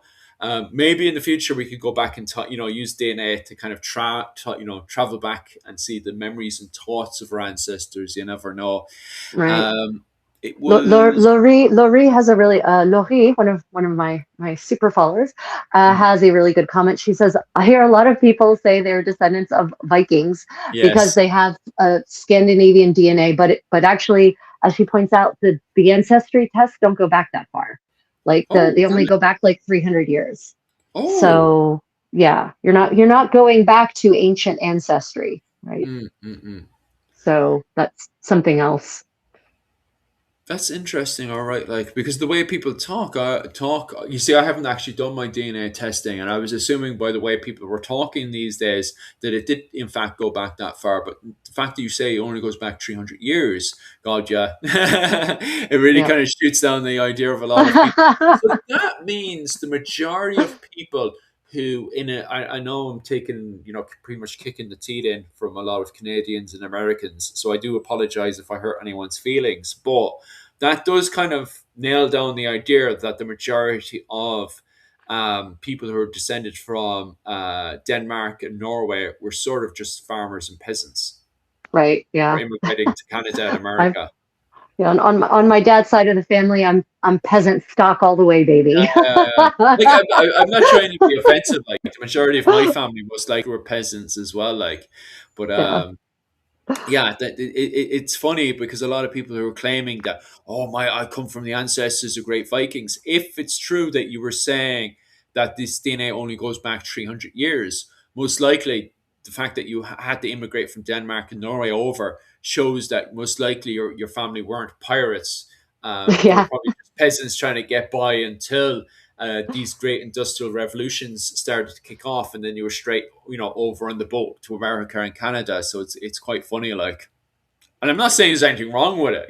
My hands are up there. Like a good chunk of my family were most likely peasants, and I remember one academic saying, like, especially if you were living in medieval France and stuff, the likelihood of you surviving, even as a noble and knight on the battlefield, was actually quite slim compared to a peasant who's just on the farm, minding his own business, having 8 or 10 kids, And Right. when you look Yeah. at it from that perspective, when you have a peasant who's having 10 kids each, every go, and a knight who's on a battlefield being chopped up, who has the better chance of survival? Right. I would. Jamesy makes a comment that history is indecipherable. I don't think Yeah. it's indecipherable. I think we. What I like to say is it's not that history is indecipherable. It's not set in stone, and our understanding of history is constantly evolving. So I don't know if it's indecipherable from the sense of the historical record is not complete. I will agree with that 100%. It's not. Yeah. That's not how history works. But then again, I don't know of any subject that isn't constantly evolving in knowledge. Science is constantly evolving. Literature is constantly evolving. Our understanding of literature is evolving. So I wouldn't necessarily agree that history is indecipherable. What do you think, Philip? I think we need more evidence, more study and more evidence before I'll make a comment like that one. It depends on the subject you're talking about, to be honest with you, because there's parts of it where I would say, yeah, I could see that, but then there's other parts where I could see if we just got a little more evidence. And I'm also looking at it from the perspective of an Irish perspective, where we've suddenly got a whole load of literature, thanks to AI for a change, that's been able to decode a lot of literature up in the forecourts and stuff that was burned, but allegedly AI is now fixing it, allegedly. So hopefully we can find out much more information. Plus, Ireland still has so much more archaeological work to do, so we can get that bigger picture of what was happening in Ireland, especially during the early medieval period up to the Renaissance and stuff. So we'll see, we'll see. I mean, I History is complex. it is 100%. No Mm. arguments there. And I think that's why one of the reasons I love history is because it isn't black and white. It isn't set in stone. It isn't it isn't just this boring piece of knowledge that you have to memorize. History requires interpretation.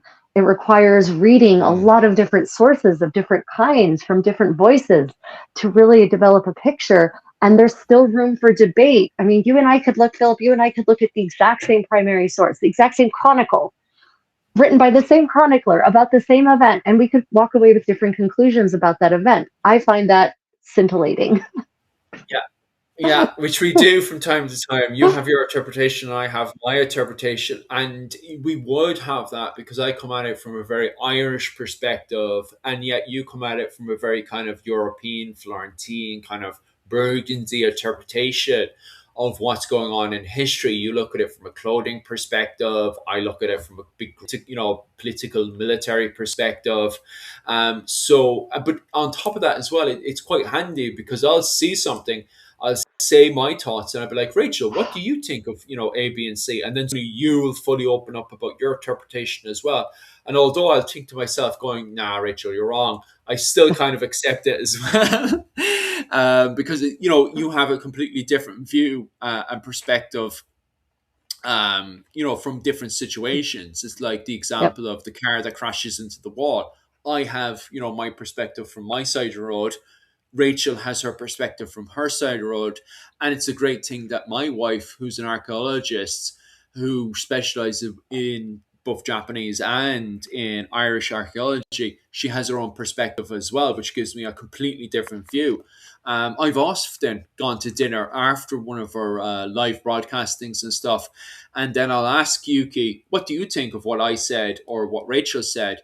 And she'll turn around and says, "Well, actually, I think," and then she'll spend the next 2 or 3 hours talking about, what we thought, and I'll finish the conversation with Yuki thinking, "God, I think me and Rachel were completely wrong about her interpretation because of the way that Yuki comes about it when she's answering." Because my wife has a completely different view than the two of us. But that's because my wife looks more at where Rachel looks more at the clothing. I look at more at the bigger, grander scale. My wife looks at the object itself and she says, "Okay, how can this guy make this object? How does this object work?" Like, you wouldn't believe the detail my wife can go into when it goes into finds, and how precise my wife is. Like, my wife knows that item works for sure because of A, B, and C. Which completely alters the overall effect, Yep. Yep. No, that's one of the reasons you keep saying I come at this from fashion. Philip, fashion is just one of the very small things I focus on in life. That's what you think I focus on. But I'm actually much more interested in the whole picture of daily life and the practical aspects of life, like especially the living history side of things.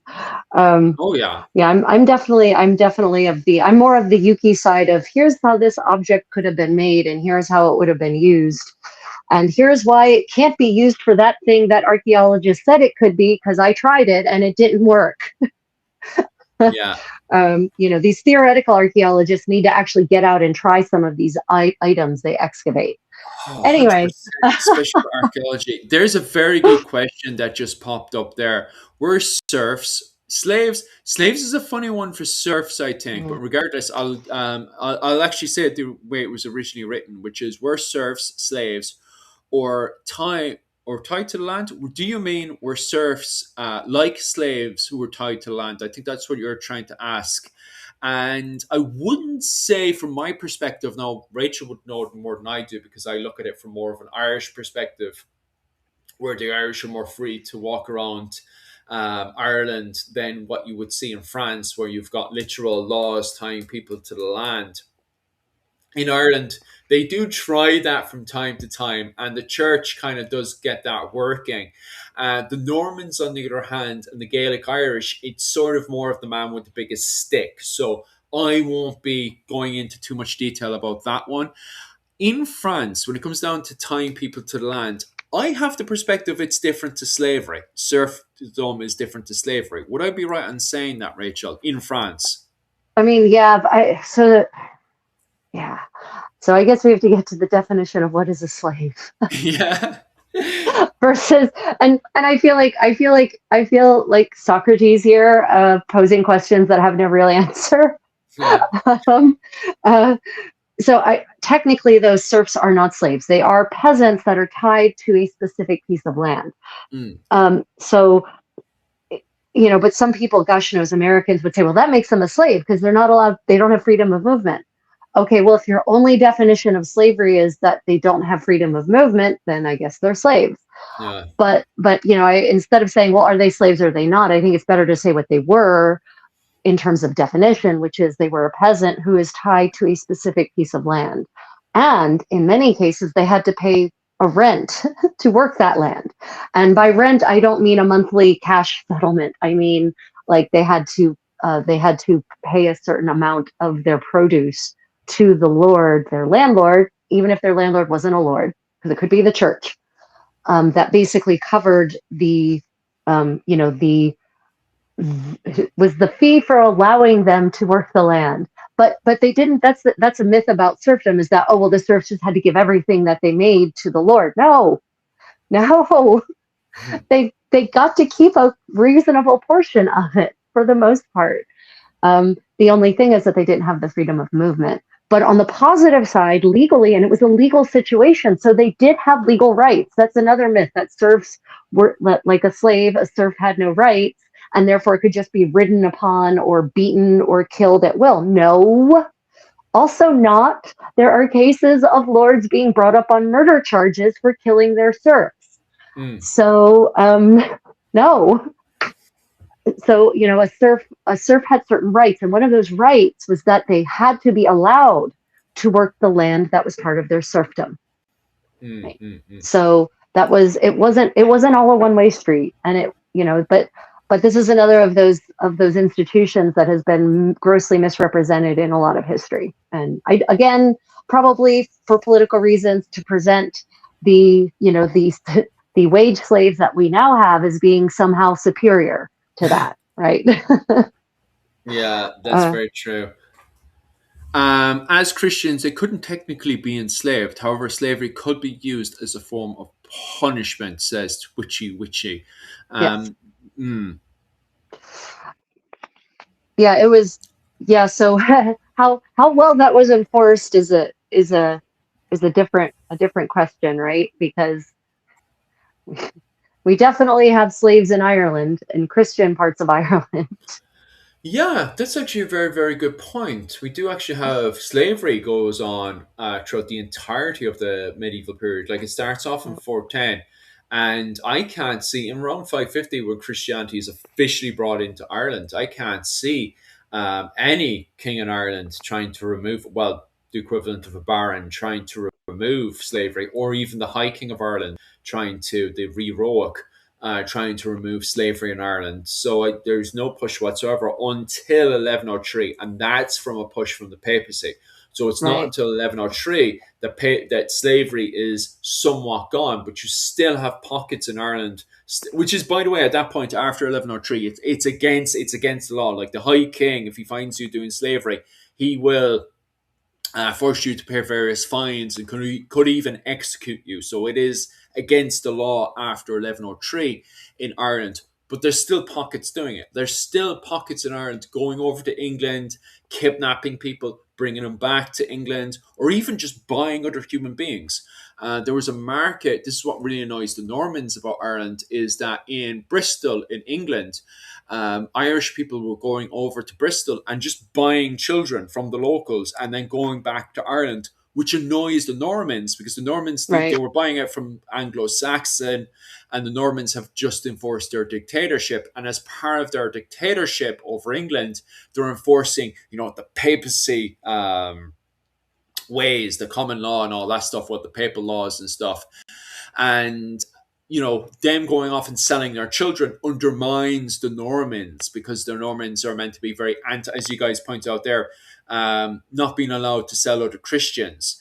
So the Normans are trying to stamp this stuff up. And this is why Ireland gets into trouble with the papacy around this time as well, which doesn't really put them in a favour when the Normans are trying to justify an invasion into Ireland as well. So kind of backfires on the Irish in many ways. But, you know, this isn't the fault of the High King. The High King is also trying to, you know, stamp these little tiny pockets out as well of lads just waking up one day saying, I don't feel like doing the housework today. I'll just get another human being and kind of treat them like complete garbage, make them sleep in a cage and make them do all the housework, you know? Yeah, there's a thriving slave market in Europe, even in Christian parts of Europe in the first millennium. It's one of the primary commodities that is traded on the Silk Road that comes from west to east.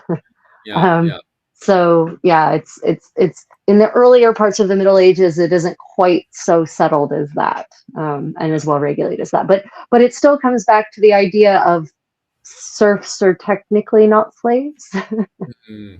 They can't be bought and sold. Like, that's another thing about serfs that's different from slaves. For instance, they can't be bought and sold.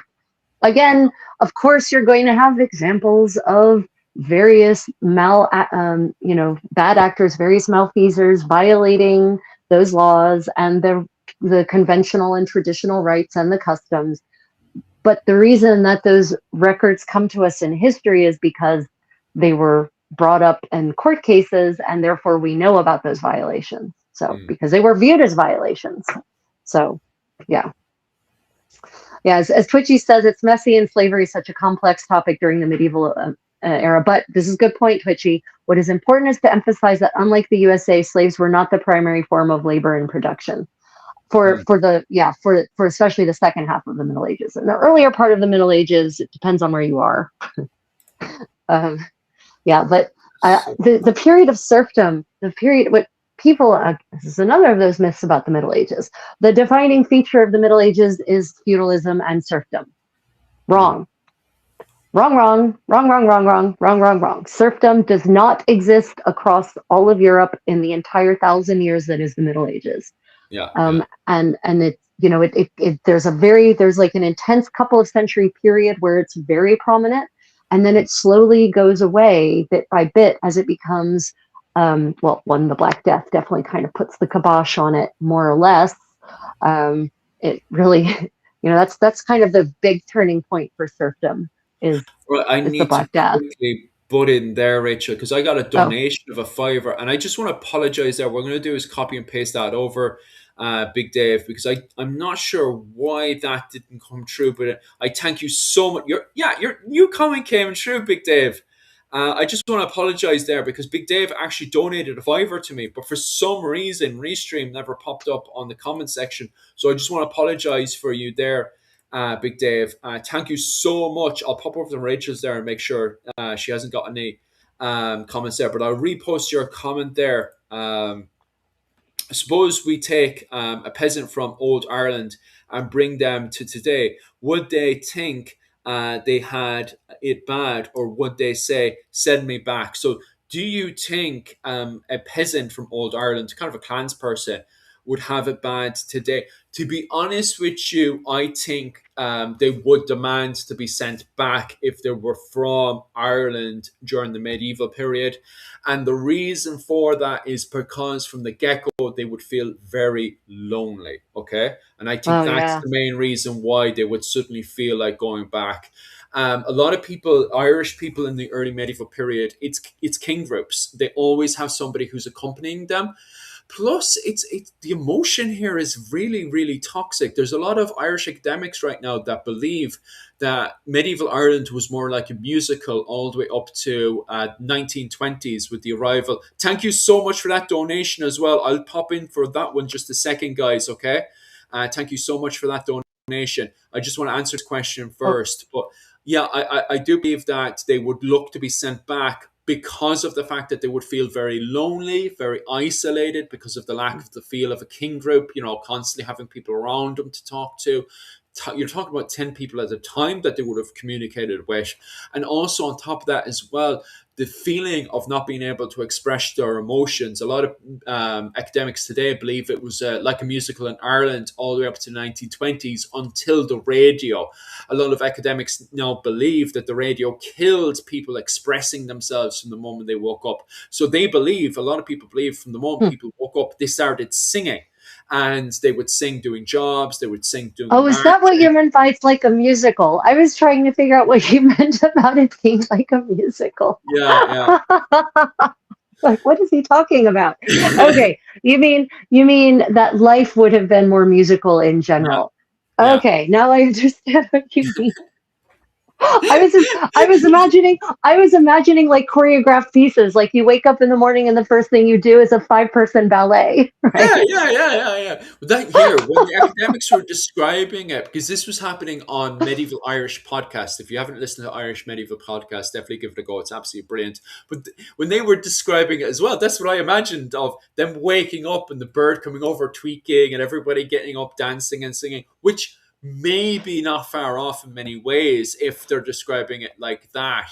The whole hi-ho, it's off to work to go. That kind of buzz is what I sort of imagine. Maybe I'm completely wrong. Maybe Rachel has a different interpretation again. I mean, maybe. I think the main thing, though, I think you're right. And that's not just true of Ireland.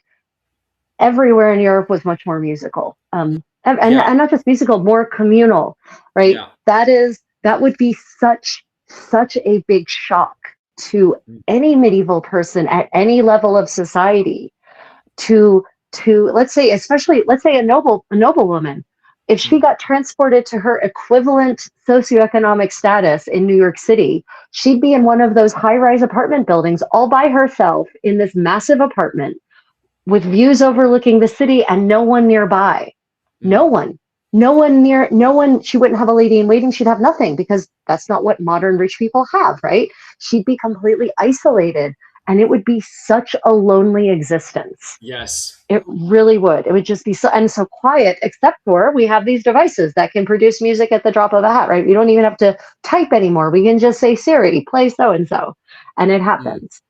I think you're right. I think the loneliness would be really, despite all the technology we have, right? Despite the sanitation, despite freely flowing water, despite flushing toilets, ultimately they might actually get so anxious and depressed from the sense of isolation that they Yeah. might ask to be sent back. Yes, I couldn't even see it being a thing of lasting a week or something. I think they would last a few hours, and suddenly their brains wouldn't be able to handle it. And Mhm. on top of that as well, we keep shoving our heads into these machines that, like even right now, you're doing it. Yeah. And the thing is, I don't think people will be able to handle it. Like, there's reasons Yeah. why we do it, but I don't think someone from the medieval era could. And it's the same thing when I came from Ireland over to Japan. When I was in Ireland, everything is much more darker in Ireland. There's nothing that's like really buzzy. Believe it or not, when I first moved to Ireland, the biggest cultural shock I had wasn't the fact that I discovered Japanese people are humans. It was actually the fact of all these colors. When I went into the shops and stuff, their crisp packets and everything, insanely colorful, really in my face. And instead of having people on the TV and stuff, it's all anime characters and everything. Everything's very bright over here in Japan. Yeah. It's very, Yeah. kawaii and stuff. And so my brain for a good few days was on sensory overload, which you don't get in Ireland. Ireland's very dark. It's very dim. You don't have the insane constant Input. and this going, The yeah, yeah, constant input, right? Yeah, no, yeah, Japan makes me a little crazy. Not yeah, all of Japan. There are like, I love going up, I love visiting the castles. mm, Like the reconstructed ones. There aren't many originals left. I love walking in the quiet villages. But if mm, you go into, the city centers in yeah. Japan, it's very aggressive. No, big time. Um, yeah. It's Uh, true. Like green, Ireland is big green and colorful and stuff, but at the same time, it's natural. There's not the yeah. same sensory overload I get. Like I live right next to Don Quixote. I don't know if you guys, not the Spanish Don Quixote, by the way, guys. They What? don't understand that. No, it's not. It's this shop called Don Quixote, and it's this little penguin guy. And the moment you go inside, it's just like they have a song and everything. The song goes blaring wild. Everyone knows this bloody Oh song, my and it's just god. like ba, ba, ba, ba, ba, ba, ba, ba, with all these colors and these anime people, trying to sell you A, B, and Oh my C. god. And I, Oh my when I god. first came to Japan, I was just like, "What the hell is going on?" And people would just put these meat buns into your hand, and you walk back out, and you're like, "What, 10 quid short?" And you're just like, "What the hell is going on?" And so you start to hobble back into your house with your diet, whoops, your energy drink that's all full of these anime characters, and your meat bun with the packaging with all these anime characters as well, and you're sitting there in your apartment going, "What the hell has happened?" Welcome to Japan. Yeah, I do think, I definitely think medieval people would be, yeah, actually they might actually be sent into shock. Yes, I uh, think that, especially if you I went think to I think Japan. I think I think the amount of input and stimulation would probably send any medieval person into shock, Yeah, like yeah, shell shock level shock.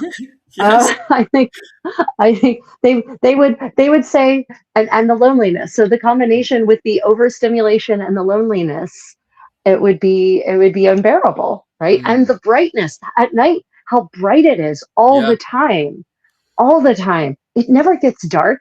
The only people who still experience darkness in this world, okay, the North Koreans experience darkness because it's real dark there at night. They don't mm, have electricity. The only people who really experience darkness are places without electrical grids, right? In the West, in the developed world, it's never dark. mm, It's always light. There is always light. And, there are stories, there are French stories, bawdy French stories, from the Middle Ages, whose entire plot point mm, revolves around darkness. So dark that you can't see people in a home at night, in a city, mm. right? It actually relies on a true cloak of darkness. Philip, can you imagine, you wake up in the middle of the night, do you actually need to turn the light on to make your way to the bathroom? Not really. Well, yeah, There's light I pouring. don't personally know. Go on. There's light pouring in through your window, right? Mm, It's from the street lights, from the light that's reflected from the sky, from the street lights. Unless you live in, Alaska, and then you might have actually the aurora borealis. Um, unless you live in a really remote part of the world, there's so much light pollution Oh, we just that have another these question popped up in there. Thanks. Have you heard of an event called the 14th of Mixa? And apologize if I butchered mo that one. mo mo Mo. mo Mo. mo. Is it really Yeah, how you like pronounce it? like bowl. If it's in France, it's mo, like Ah, bowl. the 14th Mo towards towards towards the the end end. of the Holy Wars in the 1456. So Tomikor. First off, thank you for that super chat. Really appreciate it. Um, Mm, 16th century.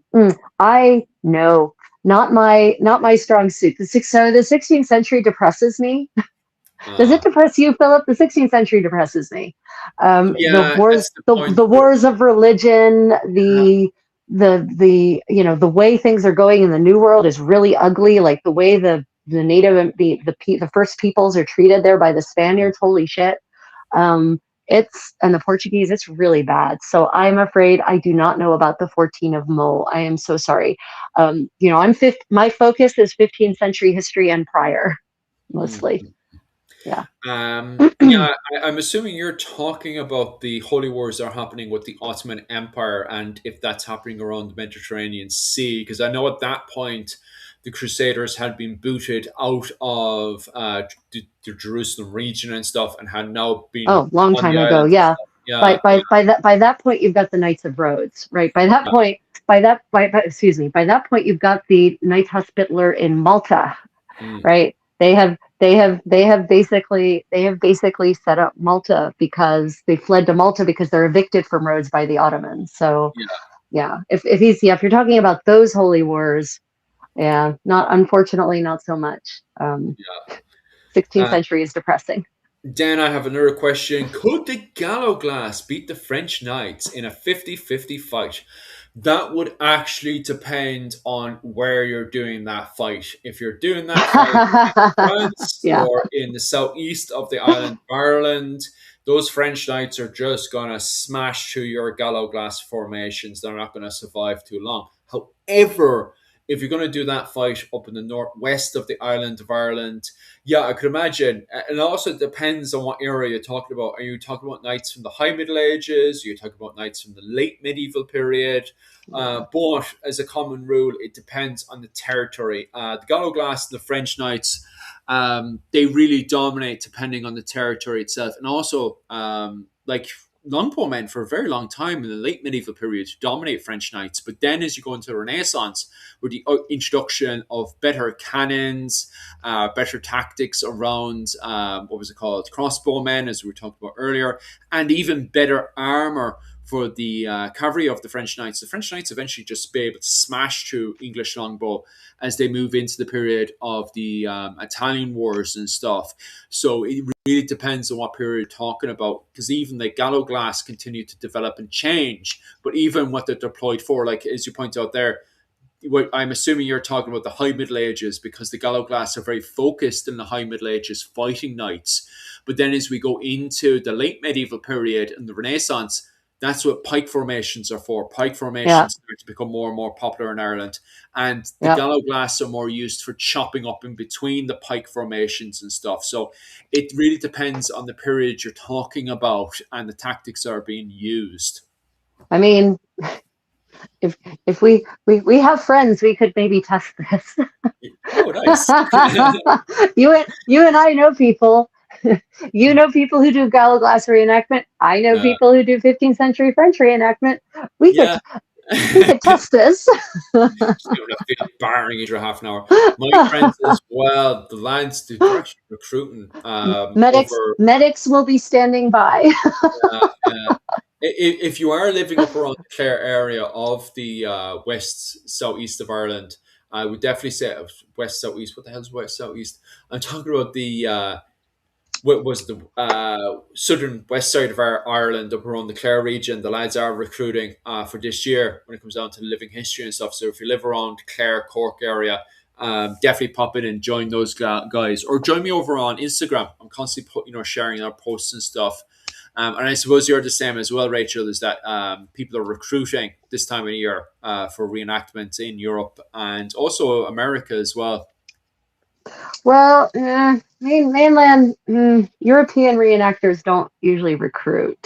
Really? No, not like that. They tend to have their own little clubs, and they tend to be locally based. And maybe you might encounter them at a medieval fair or whatever, and maybe you could try to convince them to let you join, but you'll have to prove your way in. So it's not no quite the same. It's not quite the same. And again, that's like big generalizations, but I'm just talking about my own personal experience. It's not.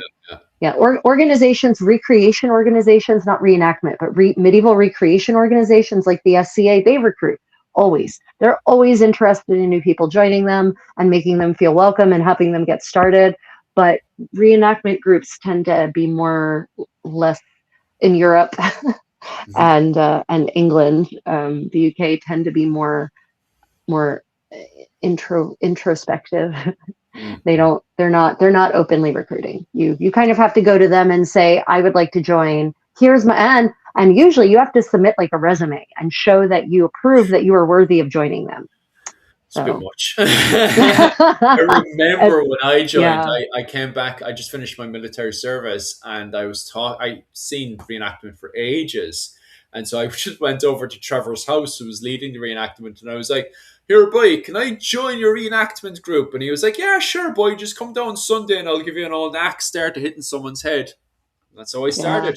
And there's, if you go to a reenactment, depending on the reenactment, but I'm thinking specifically the UK, like the Battle of Hastings, when they do a Battle of Hastings reenactment, when you're registering, when you're showing up to sign in, you can come as an individual, that's fine.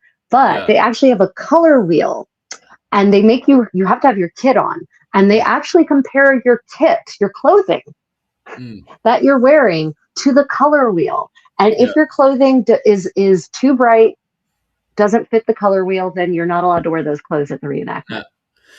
That was so funny, because I came through the back door because I'm with what's his name, Barry Gaynor. I was connected to Barry Gaynor in Fingal, so I got to go through the back door of being a part of Hastings, because I was actually in the Hastings event.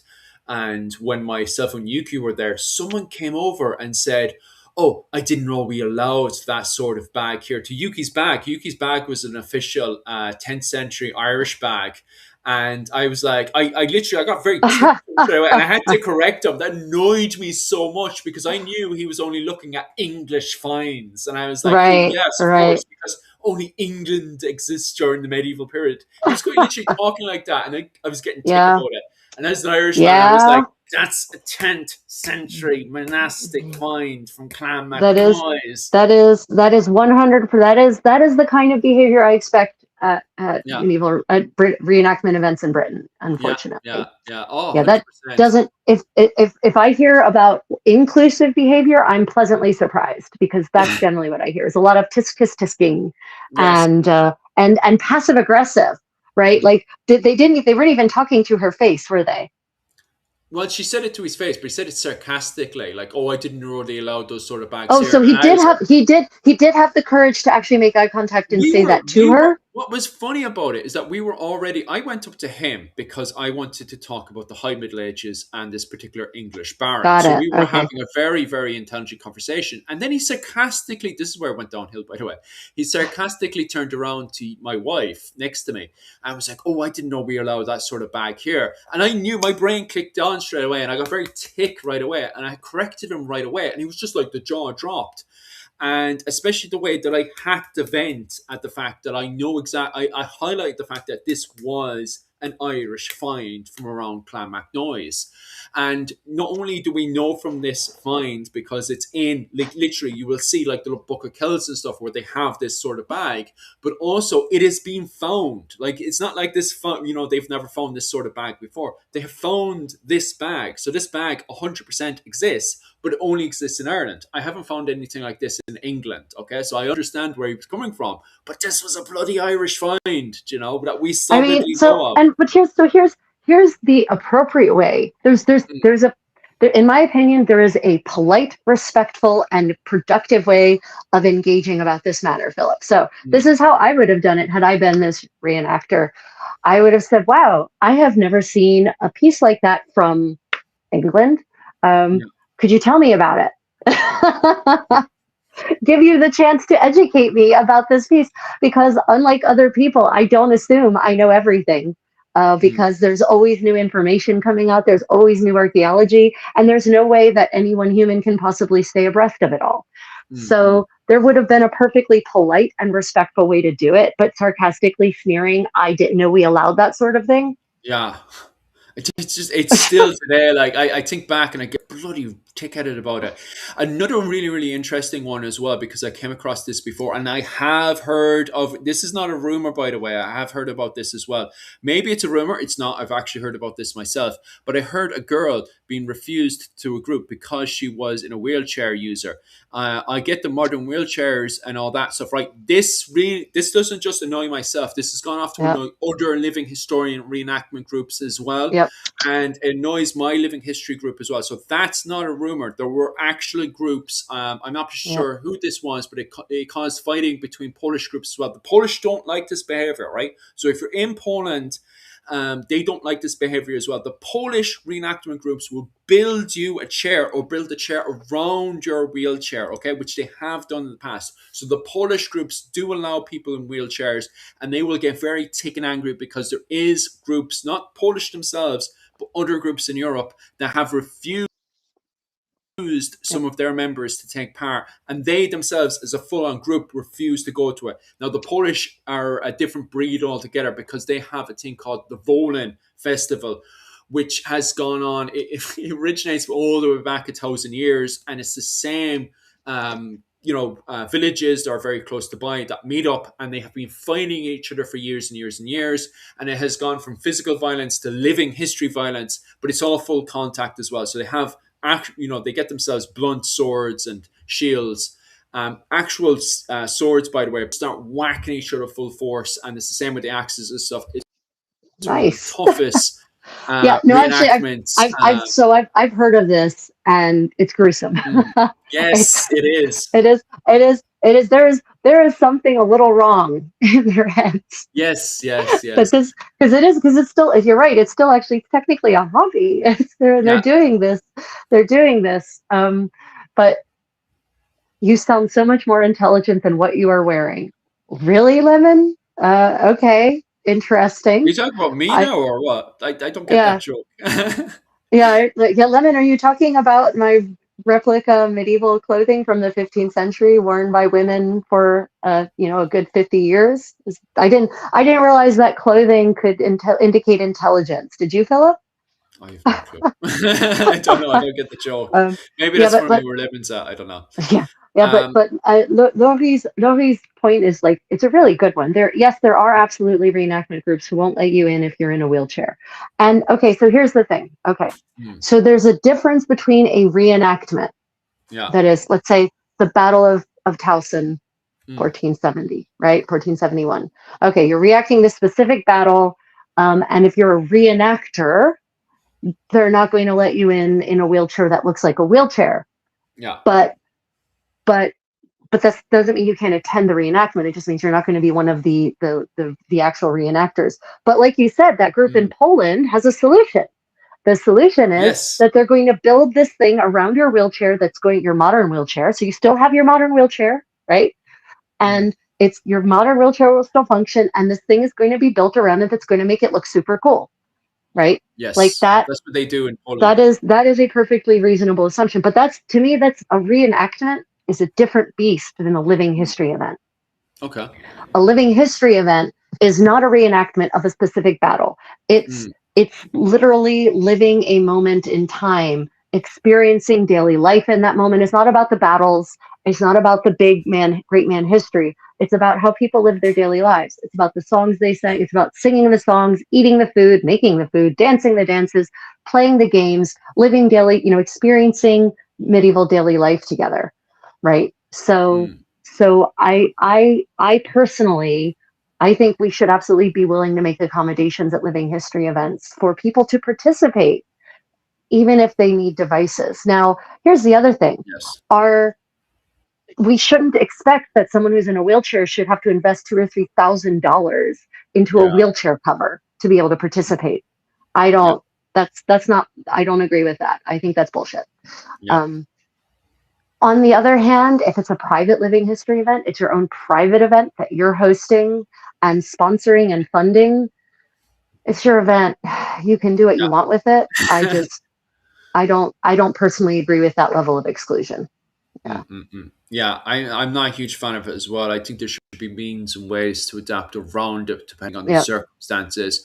Like, for example, in Bohemia, Czech Republic today, they mostly just carry a lot of people around. I've seen on YouTube and stuff where they've had an event, there's a guy in a wheelchair, but then, they make him a part of the battle itself, not actually fighting in the battle, obviously, dragging him around the place, but have him as a noble or something on a horse at the side, on something, and then when the actual event is happening, someone picks him up and brings him over to the where the event is and stuff, so he's a part of the event. There's always means and ways to adapt. It's not like people who were missing arms and legs didn't exist during the medieval period. There's solutions depending on what's going on. There's always a place to put somebody. So I definitely do believe not just in including somebody into it, but making it a part of living history, because of the Right. fact Yeah. that people were missing arms and legs and people with learning disabilities and stuff. They didn't just magically appear; they existed. It's up to you to Yeah. do your research and see how you can Yeah. include these people into your event. In my opinion. Yeah. Yeah. And it's obviously the wheelchair is a very recent invention, so no one is Well, yes. contending. Right. It's a recent invention, and it's a godsend for many people, Mm, literally. Um, so I wouldn't necessarily expect that people who have disabilities who then rely on wheelchairs for mobility and for to be able to interact with the world. It's unfair to expect them to go back to the way people in the 14th century did it, because the way we did it in the 14th century wasn't real great. It yeah. was, people missing legs in the 14th century often ended up begging on the streets and having to like hobble around on three limbs, crawling basically. Mm. So I don't think we should expect that either. I think I Maybe I think was thinking too much from a noble perspective, rather yeah, than I think you were. yeah, yeah. um not everyone is going to have a team of servants to carry them around in a sedan Mm. chair. So, Yes, that's we very have to, true. and even in a modern event, how many people want to volunteer to be that person's sedan chair bearers for the whole event? I mean, that's maybe not realistic either. So there are ways of doing it, and I think that we should try to be more inclusive and find ways of doing it that doesn't also victim shame the person who's in the wheelchair for not being willing to give up their mobility to enjoy this event. Aye, for sure. Okay, so it's about the 2 hour mark now, and I Yeah. actually have to start finishing up. Oh, Is there anything else Twitchy, you'd like to cover? Twitchy, could you take care of that, please? Thank you. Yeah. Well, I could always take on more. Anyway, regardless, we'll finish up there. So, Rachel, um, Yeah. is there anything else you'd like to add in before I finish up today's live stream? Oh, yeah. We didn't. I had all sorts of fun chronicles lined up to help cast more light on life in 50. I feel like we didn't talk about 50 medieval France very much, actually. Look, if we can do more every week, especially stuff on what was it called? Because we do have the medieval news lined up as well this week as well. So we do Yeah.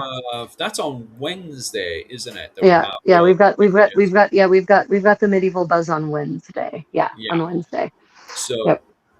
we do have the medieval news, so we can add in. I'm sure there's obviously medieval news happening over there as well, so we could bring some of that over. and talk about that as well. And of course, you'll be having your live streams this week as well. What live Uh, streams are you doing this week, Rachel? I'll be doing some medieval cooking. I've had Oh, requests nice. for vegetarian options, and Mm, as many of you know, or some of you maybe don't know, in the Middle Ages there were many days of the year. I think it was calculated to be at like 180 days of the year when you weren't supposed to eat meat. oh, So and that applied not just to the flesh, the muscular flesh of an animal, but also to products like butter oh, and cheese. mm, And so they developed vegan alternatives basically in the Middle Ages mm. for butter and cheese. So we're going to be exploring some vegetarian and even vegan foods in the Middle Ages. We're going to be looking at pies. Although eggs, interestingly, didn't necessarily count as an animal product. Strangely, isn't that weird? Yeah, it's very funny. All right, like, Butter was out on a fish day, but eggs were okay. Who knows? mm. Who knows? Um, yeah, so I'll be doing cooking in the Middle Ages, and we'll be actually recreating a recipe from an original recipe. We'll read the original recipe together, and we'll make decisions on how we can take this vaguely worded, very not helpful medieval recipe and turn it into an actual modern dish. So yeah, Happy that's days. that's what we're going to be doing. Happy Yep. days. And also, I'll be live again on Wednesday with Rachel, where we'll be covering the old medieval buzz. So we'll be covering all of the news and everything that's really, really awesome. So definitely stay tuned with that one. Also, later on tomorrow for you guys, because you guys will be going to bed soon and stuff, unless you're in Ireland and you're already long in bed. Tomorrow I'll be over on Patreon, and there I'll be covering life in 13th century Ireland inside the Lordship of Ireland. So the regions controlled by the likes of the old French and the English, and what life was like for them. So if you're interested in 13th century Ireland, definitely head on to my Patreon at Irish Medieval History. Now, you can donate wherever you want to both my YouTube or my Patreon, but if you specifically want to go to those classes, definitely check that out. It's about 20 quid a month. Not that bad at all. Absolutely cheap compared to what you're getting, because that's classes every Sunday night. Every Sunday night, we'll be doing a class on Irish medieval history. So if you're interested in anything to do with that, definitely head on to my Patreon. Also, on top of that as well, and Rachel could definitely dive deeper into this, we're covering a GoFundMe on 15th century Irish clothing, which is clothing that has never been covered before. If you want to fund this project on both the research into 15th century Irish clothing and Rachel, who will be constructing this 15th century Irish ensemble, definitely head on to our GoFundMe at Help Recreate a 15th Century Irish Ensemble. I'll put the link into the comments section there. Yep. We're very excited about this. We're very excited that Philip will soon be able to join those of us in 15th century finery. Oh, aye. But other than that, guys, thanks very much, and Slán go Bhaile. See you.